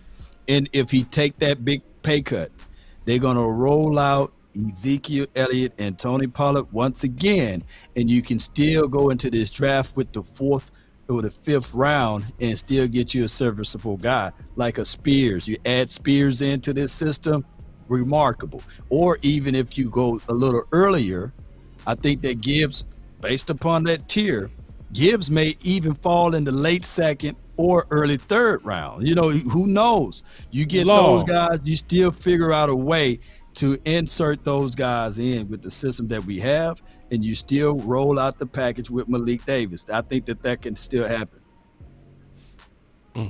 That lag is horrible. So you're going to keep 4 running backs? No. Well, what I'm saying is that, you know, think about this. Rico Didal, he was explosive and wonderful for us, but we never got a chance to see him. Why? Because of injuries. And that's how Malik Davis got a chance because to Ezekiel Elliott was on the team. That's why we never got to see him, because they keep Ezekiel Elliott on the team. You're mentioning players that we won't see because they're keeping Ezekiel Elliott on the field. If you're saying roll Tony Pollard and Ezekiel Elliott back, we're not going to see. If you draft another running back later and you kept a Malik Davis, where are you going to see the other running back? He's not even going to get no work. They're going to stay with you think Jerry Jones is going to bring back Ezekiel Elliott and not play him? Right. That was the whole philosophy of me having a conversation. I'm thinking through the eyes of the Jones family. Think about this. We drafted a defensive edge guy in the 2nd round, and he had only a spoonful of reps all year, and his name was Sam Williams. He to me personally, my eyes see that he was better than Dorrance Armstrong. He had more momentum at some games than even DeMarcus Lawrence and Dante Fowler, but he was sitting on the bench. So I'm looking through the eyes of the Cowboys front office. They love to draft guys, but they also love to sit them on the bench. And look, Jalen Tolbert, he didn't even get a chance. Go ahead, talk to me. They love to hold on too. They love to hold on. So I'm only speaking through the eyes of Jerry Wayne. I got you. You see, that's the best way I can frame this up. You know, look, we still don't know who Jabril Cox is, right? We seen Kevin Joseph. He was drafted in the 2nd round. I know we're talking about running backs, but we still don't know who Kevin Joseph is. Right. So I look at it from those lenses. I know we fall in love with players, but a third of that comes from the front office. I think that what Ezekiel Elliott brings to the table, you can still use him as a short yardage back. You can still use him in the red zone, money zone. But between those other yardages, we need to figure out, can Tony Pollard tote that rock, and can he still play coming off of an injury? We don't find out until too late, and that was the biggest frustration with Tony Pollard. We didn't utilize Tony Pollard until last year finally. Then he had his first Pro Bowl season. Now he's a free agent. So you want to see what you have in players early and give them the opportunity, but we never do that because we have these older players always kind of stuck in their growth. We should have been using Tony Pollard. Dalton Schultz. Yeah, Dalton Schultz the same thing. Yeah, you know what Dalton Schultz market value is now? $15.1 million. Don't you know where that place him at? That place him above Dallas Goedert, place him above Mark Andrews, and that place him pretty much breaking the tight end situation. That would put him more money as an APY than Travis Kelce. So we got to look at it that way. Right. He ain't getting that, but he shouldn't even got that chance and opportunity last season. You're right. He should have been rolling out Jay Ferguson and Peyton Hendershot. You're right. Yeah. So if you're saying that, then Logan, why can't we roll out rookies if you're just saying that just with the tight ends? Right. Well, it's been across the board because it's the same conversational piece for even Micah Gallup and Jalen Tolbert. Think about this. Micah Gallup, all the years that he's been here, he's been the 3rd option, right? So he got paid $60 million coming off of an ACL tear, and we're expecting for him to be not just the 3rd option. We moved him all the way down to the 2nd option, right? And the same could be said with Jalen Tolbert. We drafted him in the 3rd round, and he got beat out by an undrafted rookie. You know what I'm saying? By Dennis Houston, week 1. And then by the time he was ready to play in the Green Bay game, he was lined up on the Green Bay side. You know. Can you answer me something though, Law? Can you answer me something though, Law? Is it easier for a running back to come in and be successful, or a receiver to come in and be successful in the NFL? It's easier for a running back to be successful. No, it depends. If you come in as the number 2, it's easier on that number 2. If you come in as the number 1, it's gonna be hell on you. Oh, kudos to that. But still, haven't we seen running backs have success? Come in I the would league definitely say yes. More success earlier than the receiver. Receiver's harder to come in and be successful than a running back, right? Generally, yes. Technically, yes, but the Dallas Cowboys historically been snake bitten with that. Julius Jones is one of the guys that I can recall, right? But he was a dog. He just was injury prone. Yeah, he was a dog, but he came in. And see, that's what I don't want. I don't want us to go get an unknown commodity, and then it's week 16 or 17, and now we playing the taps. We got low working. Julius Jones came in hair on fire, though. Julius Jones came in hair on fire. Yeah, and then he broke his leg, and then it was kumbaya. Yeah, so it wasn't an adjustment thing for him. It was just more of him getting wore down, but he came right in. And we like, God, yo, who is this? We were geeked up when Julius Jones came in until he broke his shoulder in that Kansas City game. He was turning up, he was going crazy.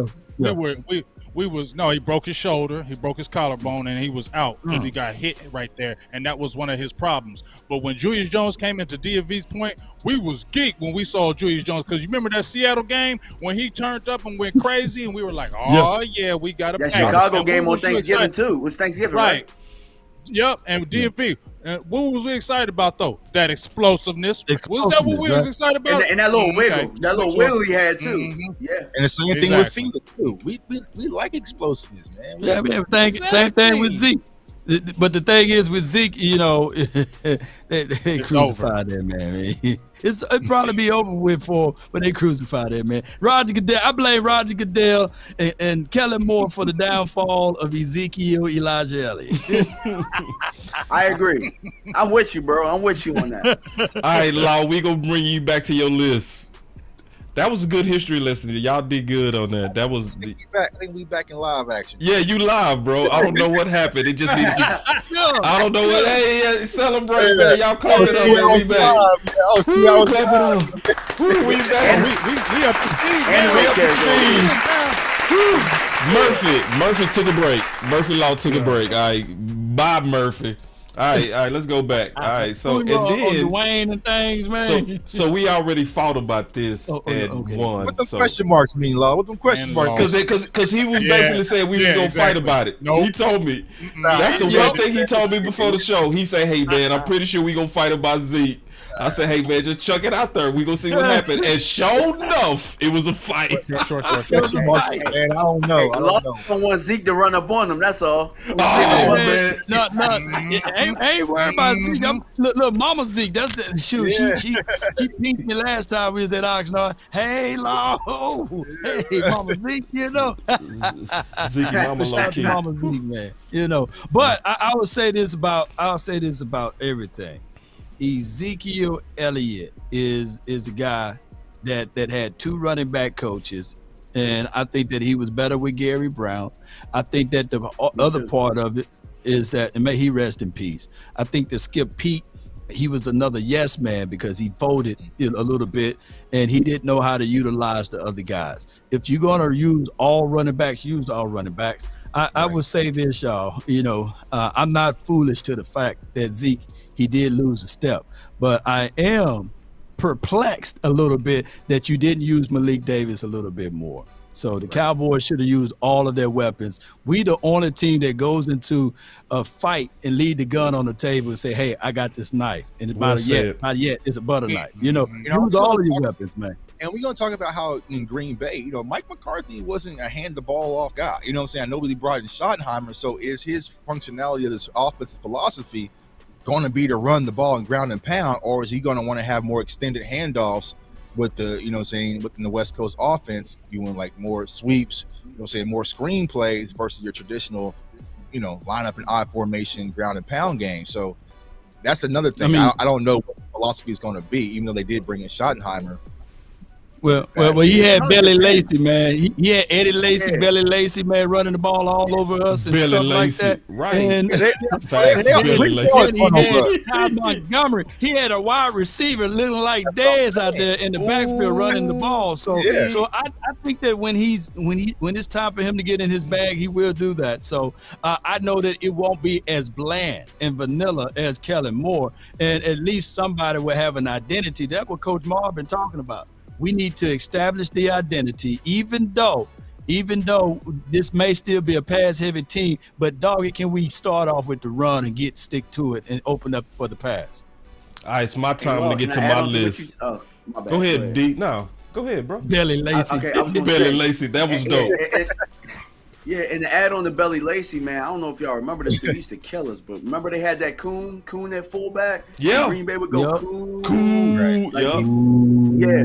So I think it really just depends on the personnel, and I think that he's probably going to find a way to, adjust based on what we have. And I think the draft is going to be something that's going to be, something that kind of sparks everything. Yeah, and don't sleep on. Was Ryan Grant there too for a spell? He looked pretty sharp for those boys. I think he was. I believe you. Yeah. Ryan Grant was there. Yeah, damn, he sure was. He went off. Yeah. And Ryan Grant, almanac. And Ryan Grant kind of has that. Damn, that boy Law a book. Yeah, so that Zach Charbonnet build, that's kind of what Ryan Grant was. Yeah, sure right. He had that Charbonnet type of build. Yeah. Man, y'all boys impressing me. All right, I'm gonna get to my list before somebody else speak up and take another 30 minutes. All right, here we go. My time. My Boss Cowboy early wish list. Bijan 2 stars. Zach 3 stars. Cause I'm actually low key. I'm low key thinking Zach gonna be the best running back when it's all said and done. I'm thinking Zach is gonna be that dude. Y'all listen to me. I know he run high. All right. Okay. Oh, man. With DeMarco Murray ran high, so I'm with you. Yeah. Ryan Grant, all of those boys. All right. Let me keep going. All right. Here we go. All right. I got Gibbs up there, but Gibbs, I'm gonna start moving down on them because see, the first time I watched these guys, I watched them run. Now I'm watching them block, and I'm talking about real bad trash. I'm talking you gonna about hate Tucker. Oh, hell no. Zach too. Zach blocking. Yeah, you ain't lying about Tucker. He can't block. Yeah, bro. Scoot him off to the edge. Run him to the flat. Chip flat. I also gave Kenny McIntosh. Now, I need to double check and make sure that he actually in the draft. Muhammad. I'm not hearing nobody talk about my boy Muhammad. I got way down tier 5. Yeah, go ahead. You got him in tier 5, dog? Well, I have him drafted late, but I still got him with 3 stars. Okay. So I do have him like as a mid-round guy, but I feel like he's one of the better value guys. Okay. Day 2 or day 3? Day 3. I see day 3. Okay. I see day 3. But I see super value. Like, a guy kind of like Gibson, right? So Gibson came out of Memphis, but had great speed, great production, low hype. You know what I mean? That's how, to me, Muhammad is. You know what I mean? When you turn on his tape, I see the physicality. I see bursts. I don't see speed. I see bursts. You know what I mean? He burst through those holes, and, that's one of my guys, too. All right, so y'all make sure y'all look him up if y'all ain't looked him up. I ain't talking to y'all. I'm talking about the people that's watching the show. All right, check this out. My top sleeper running back is Deneric Price out of Tulsa. Deneric Price is my top sleeper because he's one of the few running backs that I'm actually seeing do everything, right? I see him block well. I see him have a breakaway speed. I have friends that are also from Tulsa that gave me a lot of background on him. His production, if you look him up, it's not going to look as much, but he was actually suspended over grades. And it wasn't being like not smart. It was basically allegedly cheating, right? So he missed some games over that, but he still, when you add up his production, was crazy. All right. So to me, that's another, if y'all using the draft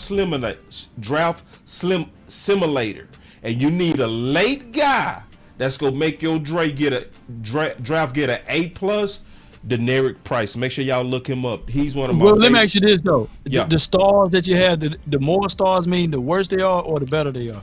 The stars mean, the 3 stars mean to the Boss Cowboy guy that I see them as almost ideal fits for the Dallas Cowboys. Oh, okay, for the Cowboys. Okay. Yeah, for the Cowboys. I see him as 3-star fits or based on a value of where they could be drafted. So if Deneric Price was a second round or first round, I probably wouldn't give him 2 stars. But because he likely gonna be a day 3 guy, like what Tuck talked about, I'm giving him 3 stars if he's a day 3 guy. I think he's a super value if you get him day 3.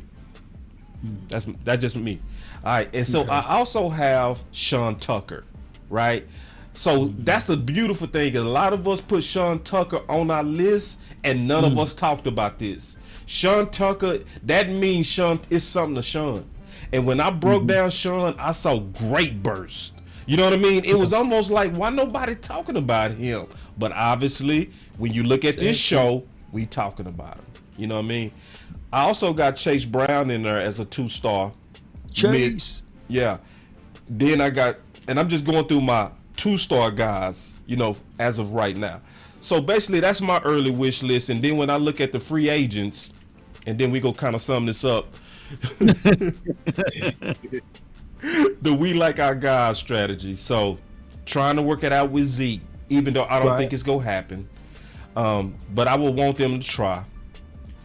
Tony Pollard makes the most sense, and like Tuck said, if you got to go with one, I'm going with Tony, right? The bastard free agent strategy.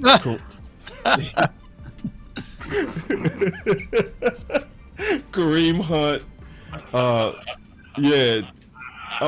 Yeah. So yeah, those are some of those guys, man. As we kind of break this down, so that was basically the draft show today. All right. So my question is, we gonna sum this up, but before we sum this up, I first want to talk about what we gonna talk about next. Who we got next? Gotta go stand on weapons. I'm cool with staying on weapons. We're going. We can stay offense. We can go defense. I think corner. Corner. All right, let's do corner. Next week we doing corner. Now, this is what we asking. This is what we asking everybody to do. Participate. Or DN. Participate. I like DN. We get. Oh, you want to do DN, big? Yeah, what y'all want to do? Corner DN, but I like DN too because we need DNs. Somebody said interior DTs. I'm about to say I think we need more DTs. I want free agent DTs. No, we need to go free agency and DTs. I'm tired of getting these dudes, these developmental dudes in the 5th and 6th round that they always do, and take 100 years for them to develop, and then we get rid of them. No, unless it's that Baylor kid, big game. If you get that Baylor kid, you don't like that Baylor kid. Listen, I'm tired of waiting on these young big boys in the middle, you man. Want that Baylor boy? I like the Baylor boy. I'm with you, Law. I stand with you. Yeah. I like Deron Payne. I like Deron Payne. That's who I like. I like Deron Payne. He's a beast. Yeah, man. He give me Vita Vale vibes. I get Vita Vale vibes out of him. Twitter. DMV. I put him on my Twitter, but aren't you tired of waiting on rookies? Yeah. I am. But the Are thing we tired of waiting on rookies in the middle? Yeah. I'm with you, but we getting 5th and 6th rounders. If we talk, like for us, we've been saying, bro, if the value fits in round 1, get the guy. They don't believe in that strategy. DMV, I feel what you're saying on that. He may be the guy, but we don't know. We know about Deron Payne. We know what he's gonna do to our defense. We know what that's gonna happen. You looking at that. That's why you gotta get rid of Zeke. That's why you gotta get rid of Zeke for that money, because you gotta be able to. Right. Look, if you're gonna get rid of Zeke, you don't get rid of Tyron Smith too. You get rid of Tyron Smith. Yeah. Yep. If I gotta get Deron Payne, Yep. Sure am. Now, who's your swing tackle? You better roll out with you. Do you trust Josh Ball or do you trust Tyron Smith? Right tackle. Got Matt Walesko. Swing tackle. You got Matt. You gotta trust these guys, right? Matt Walesko over Tyron Smith. We ain't talking about it yet, but there's some tackles in this draft. I mean, how many games he played right now? How many games did Matt Walesko play? Yeah, more than that was his first year. I mean, the geriatric ain't this the same guy who didn't want T.Y. Hilton last week because he said it was too old? All this, now he wants geriatric Cowboy. Hold on, y'all. Wait a minute. Y'all leave me alone, man. Tyron Smith is younger than T.Y. Hilton. Tyron Smith is 32 years old. All right, we gotta pick some. Hilton is We gotta 33. pick some. We gotta pick some. What we picking? Corners. We'll go corners. We going corners. Now the chat was saying they wanted to see DTs in free agency. Okay. Thank you. But hold on. No, I'm talking. They want us to You said discuss DNs, though. it. They want us to discuss it. Are we going cornerback? Are we doing defensive back, cornerbacks, or safeties? Which one are we doing? Are we doing defensive back? Strictly corners. In general. Corners. Strictly corners. Just strictly corners. Yeah, No so we can slot guys, focus on because- corners. So we're going to look at the free agents and we're going to look at the drafts.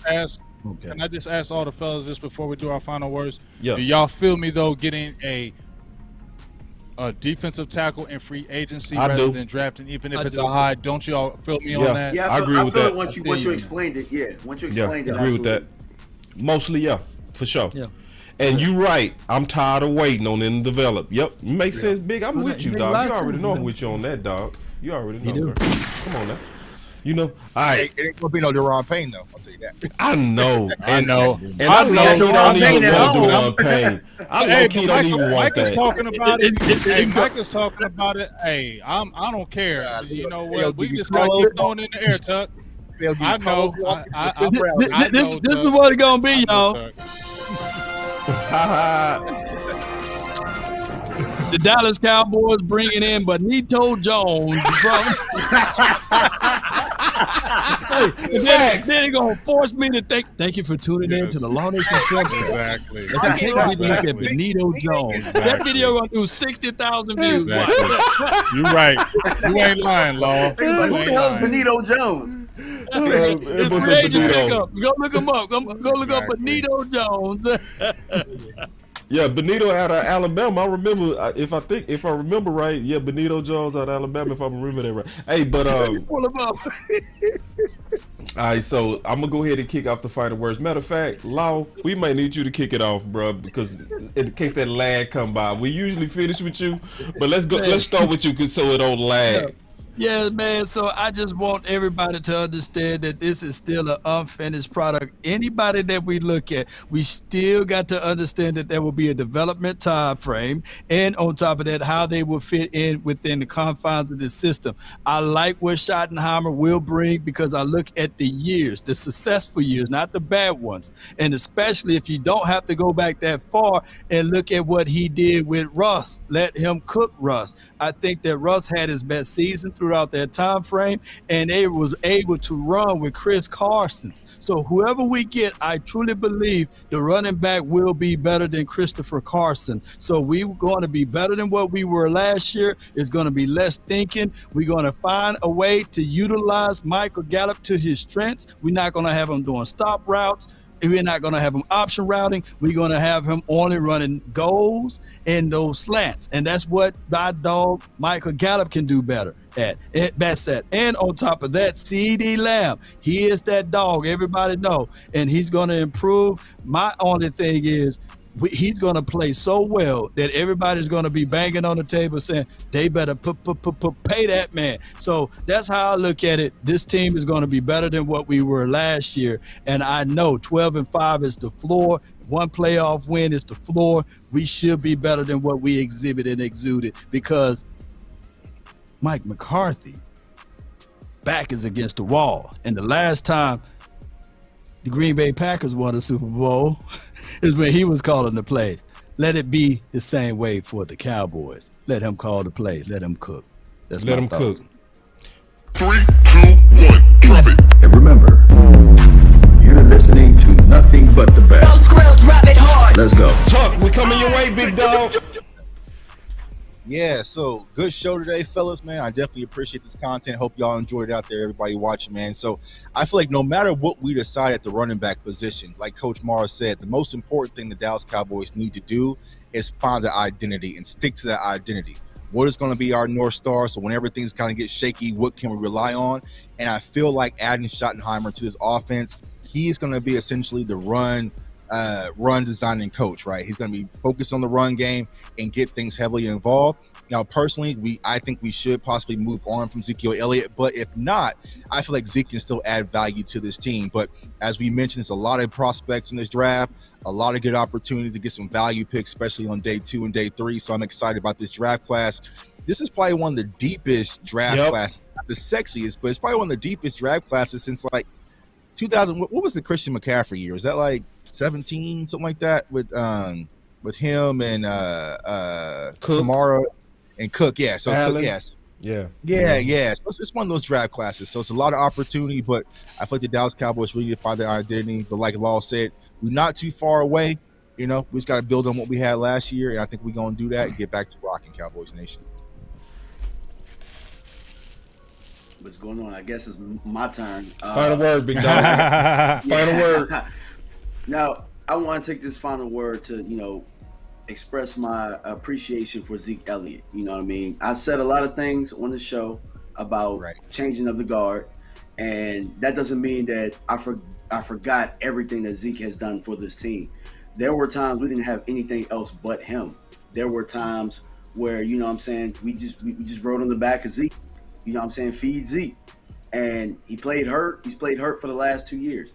And I've known that. And the thing about the running back position is, as you get older, it gets a lot harder, And with that being said, the game is the game. And at the running back position, it's a young man's game. And with the way that we mismanaged Zeke in the past, that's what leads fans to believe that he's not worth what he is. But he's been a dog for us for a very, very long time. And time, for me, when I first saw the last game, I got emotional because I'm like, damn, we wasted his career. Damn. But, and that last I felt like we wasted his career. You know what I'm saying? Like, and wow. I felt like that's real. I felt like we're gonna watch him win a Super Bowl with somebody else. Because I still think that he has some tread on the tires. I still think that role is valuable.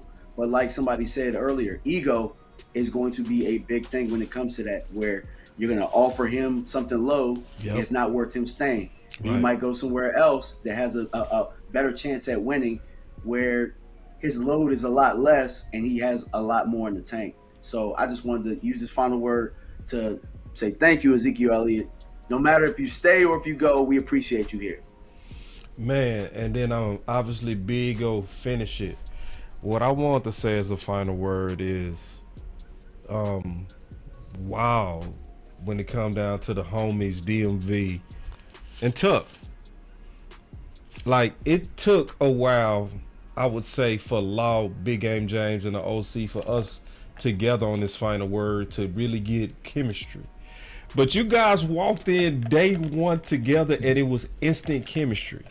It was instant. It was crazy. I like that. It must be an environment that y'all felt comfortable, because y'all wasn't afraid to challenge. Y'all didn't act like, y'all wasn't tripping. I loved it. Y'all killed it. So I love the new additions to the final word, and it's sick. I didn't expect it to go this good. I'm gonna be honest. I expected us to fumble somewhere. It was no fumbles except the lag. That's the only thing that fumbled. But my final word is, man, I appreciate you guys, and then special shout out to Jay Tuck. Not singling out Jay Tuck for nothing. He earned it. He added a lot of film, y'all, to this show. So it's not just, we're not just talking, we showing. But remember, everything y'all seeing, somebody had to put the work behind this. You know what I mean? So he came up with 4 major prospects that he could show y'all. And every week we committed to at least 2. But Tuck did 4. You know what I mean? So a shout out to you, Tuck. We appreciate you. I think that took the show to a whole nother level. Just you doing the hard work for the nation. And thank you, DMV. Obviously, Big and Law. Man, I got major love for you boys. That's my final word. No doubt. All right. Can y'all hear me? Yeah, you sound good. Because I know my thing been messing up all show. But my final word is this. First of all, I appreciate, once again, we're giving all the accolades, but they're all real accolades. They're all well-deserving. I appreciate DMV. I appreciate Tuck. I love when we debate like this. We can go back and forth. We can all show our different opinions and our views. get all into it and then be laughing with it afterwards. I love that. I love this about our show. I love this about you guys being added on as far as this draft thing. So I really appreciate y'all. Appreciate y'all's knowledge. And it's just dope that when we, even though Boss said that even though we're not talking to each other during the week, we still have the same kind of mindset about, the game and what we're trying to find and see. And that's just a beautiful thing. But on the last thing, I made a video about Ezekiel Elliott. And that video, the first 10 minutes was nothing but praise to Ezekiel Elliott, nothing but praise. So I'm not a person that hates Ezekiel Elliott but I just feel like, everybody has this time. Yeah. Everybody has this time. And I feel like this is the time now when you're moving into a new era with Mike McCarthy. You have a new coordinator. I feel like now we need to get even more explosive. I heard CeeDee Lamb say we need more weapons. We need more explosion. And I feel like this is the draft, just like Tuck said, this is a deep running back draft. You don't have that in college anymore. They don't talk about running backs like that, and you rarely see a lot of good running backs coming out like this. So now is the opportunity when you have it not to let it slip by, because we don't know if the next year's class is going to be like this. So get some guys now. Stop being scary, jump out there and throw them guys out there, and let's make some moves and let's get explosive out there, in my opinion. And that's my final word. Hey, I love being a Cowboy. Big game, James. Game changer. Let's have some fun. Let's have a good time, man. Let's kick it. All right, that was the final word draft show. We covered receiver week 1, running back week 2. We got corner coming up in week 3. Do your homework. Yeah, I just wanna run it up. Count a check or something. I've been really in the field, let up. Yeah, I've been really in the field, let her rush, I love the feel. Lately, I just wanna run it up. Don't need no deals, I make the deal. Have to take it to. And if it was up to me, little old me to make a pick, it would probably go a little something like this. And with the 17th pick of the 2020 Dallas Cowboys NFL draft, the Dallas Cowboys select CeeDee Lamb. Oh. Yeah, and y'all make sure.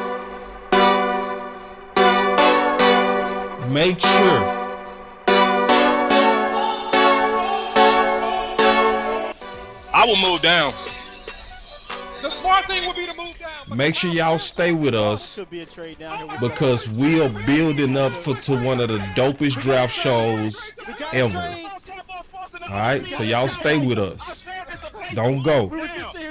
Trust me, it's gonna be dope. I said it loud and clear. This is a place to move down. Go hard, or go home. Go home. Go hard, or go home. Go hard, or go home. Go hard, or go home. Touchdown like the end zone. When the circle turn to my home, can't get me out of my zone. Go hard, or go home. Go. I love Parsons as a rush defensive end, right? If you draft him and you put him on the end, turn him into another DeMarcus Ware. Let him rush the quarterback, get upfield, and create damage to the other opposing offense. We got the pick. Man, here it is. We got the pick. Yeah, this gotta be Parsons. Like, Parsons the best player available. Go home. Yeah, these championship rings on my hands now. In my head, I'm top 10, yeah, that's hands down. You a squad, now you're looking man down. Funny how foes turn to friends now. So the Cowboys just selected Jake Ferguson with pick 129. Hey, I'm good. I love the pick. I love the player. I know that a lot of people will say this is probably a reason. This is about where I had Jake Ferguson. Really solid player from Wisconsin. He can do all of it. He can block. He can run routes. He can actually make people miss in the open field. Have a race car like a Atari now. Called filling up, I need product again. Treat the business like a playground, might slide on you. Yoga, fire. Yoga, rain. Do do a backflip, cause I'm mad rich. I'm the definition of what that is. Go hard, or go home. Go hard, or go home. Go hard, or go home. Go hard, or go home. Touchdown like the end zone. When the circle turn to my home, can't get me out of my zone. Go hard, or go home. Go hard.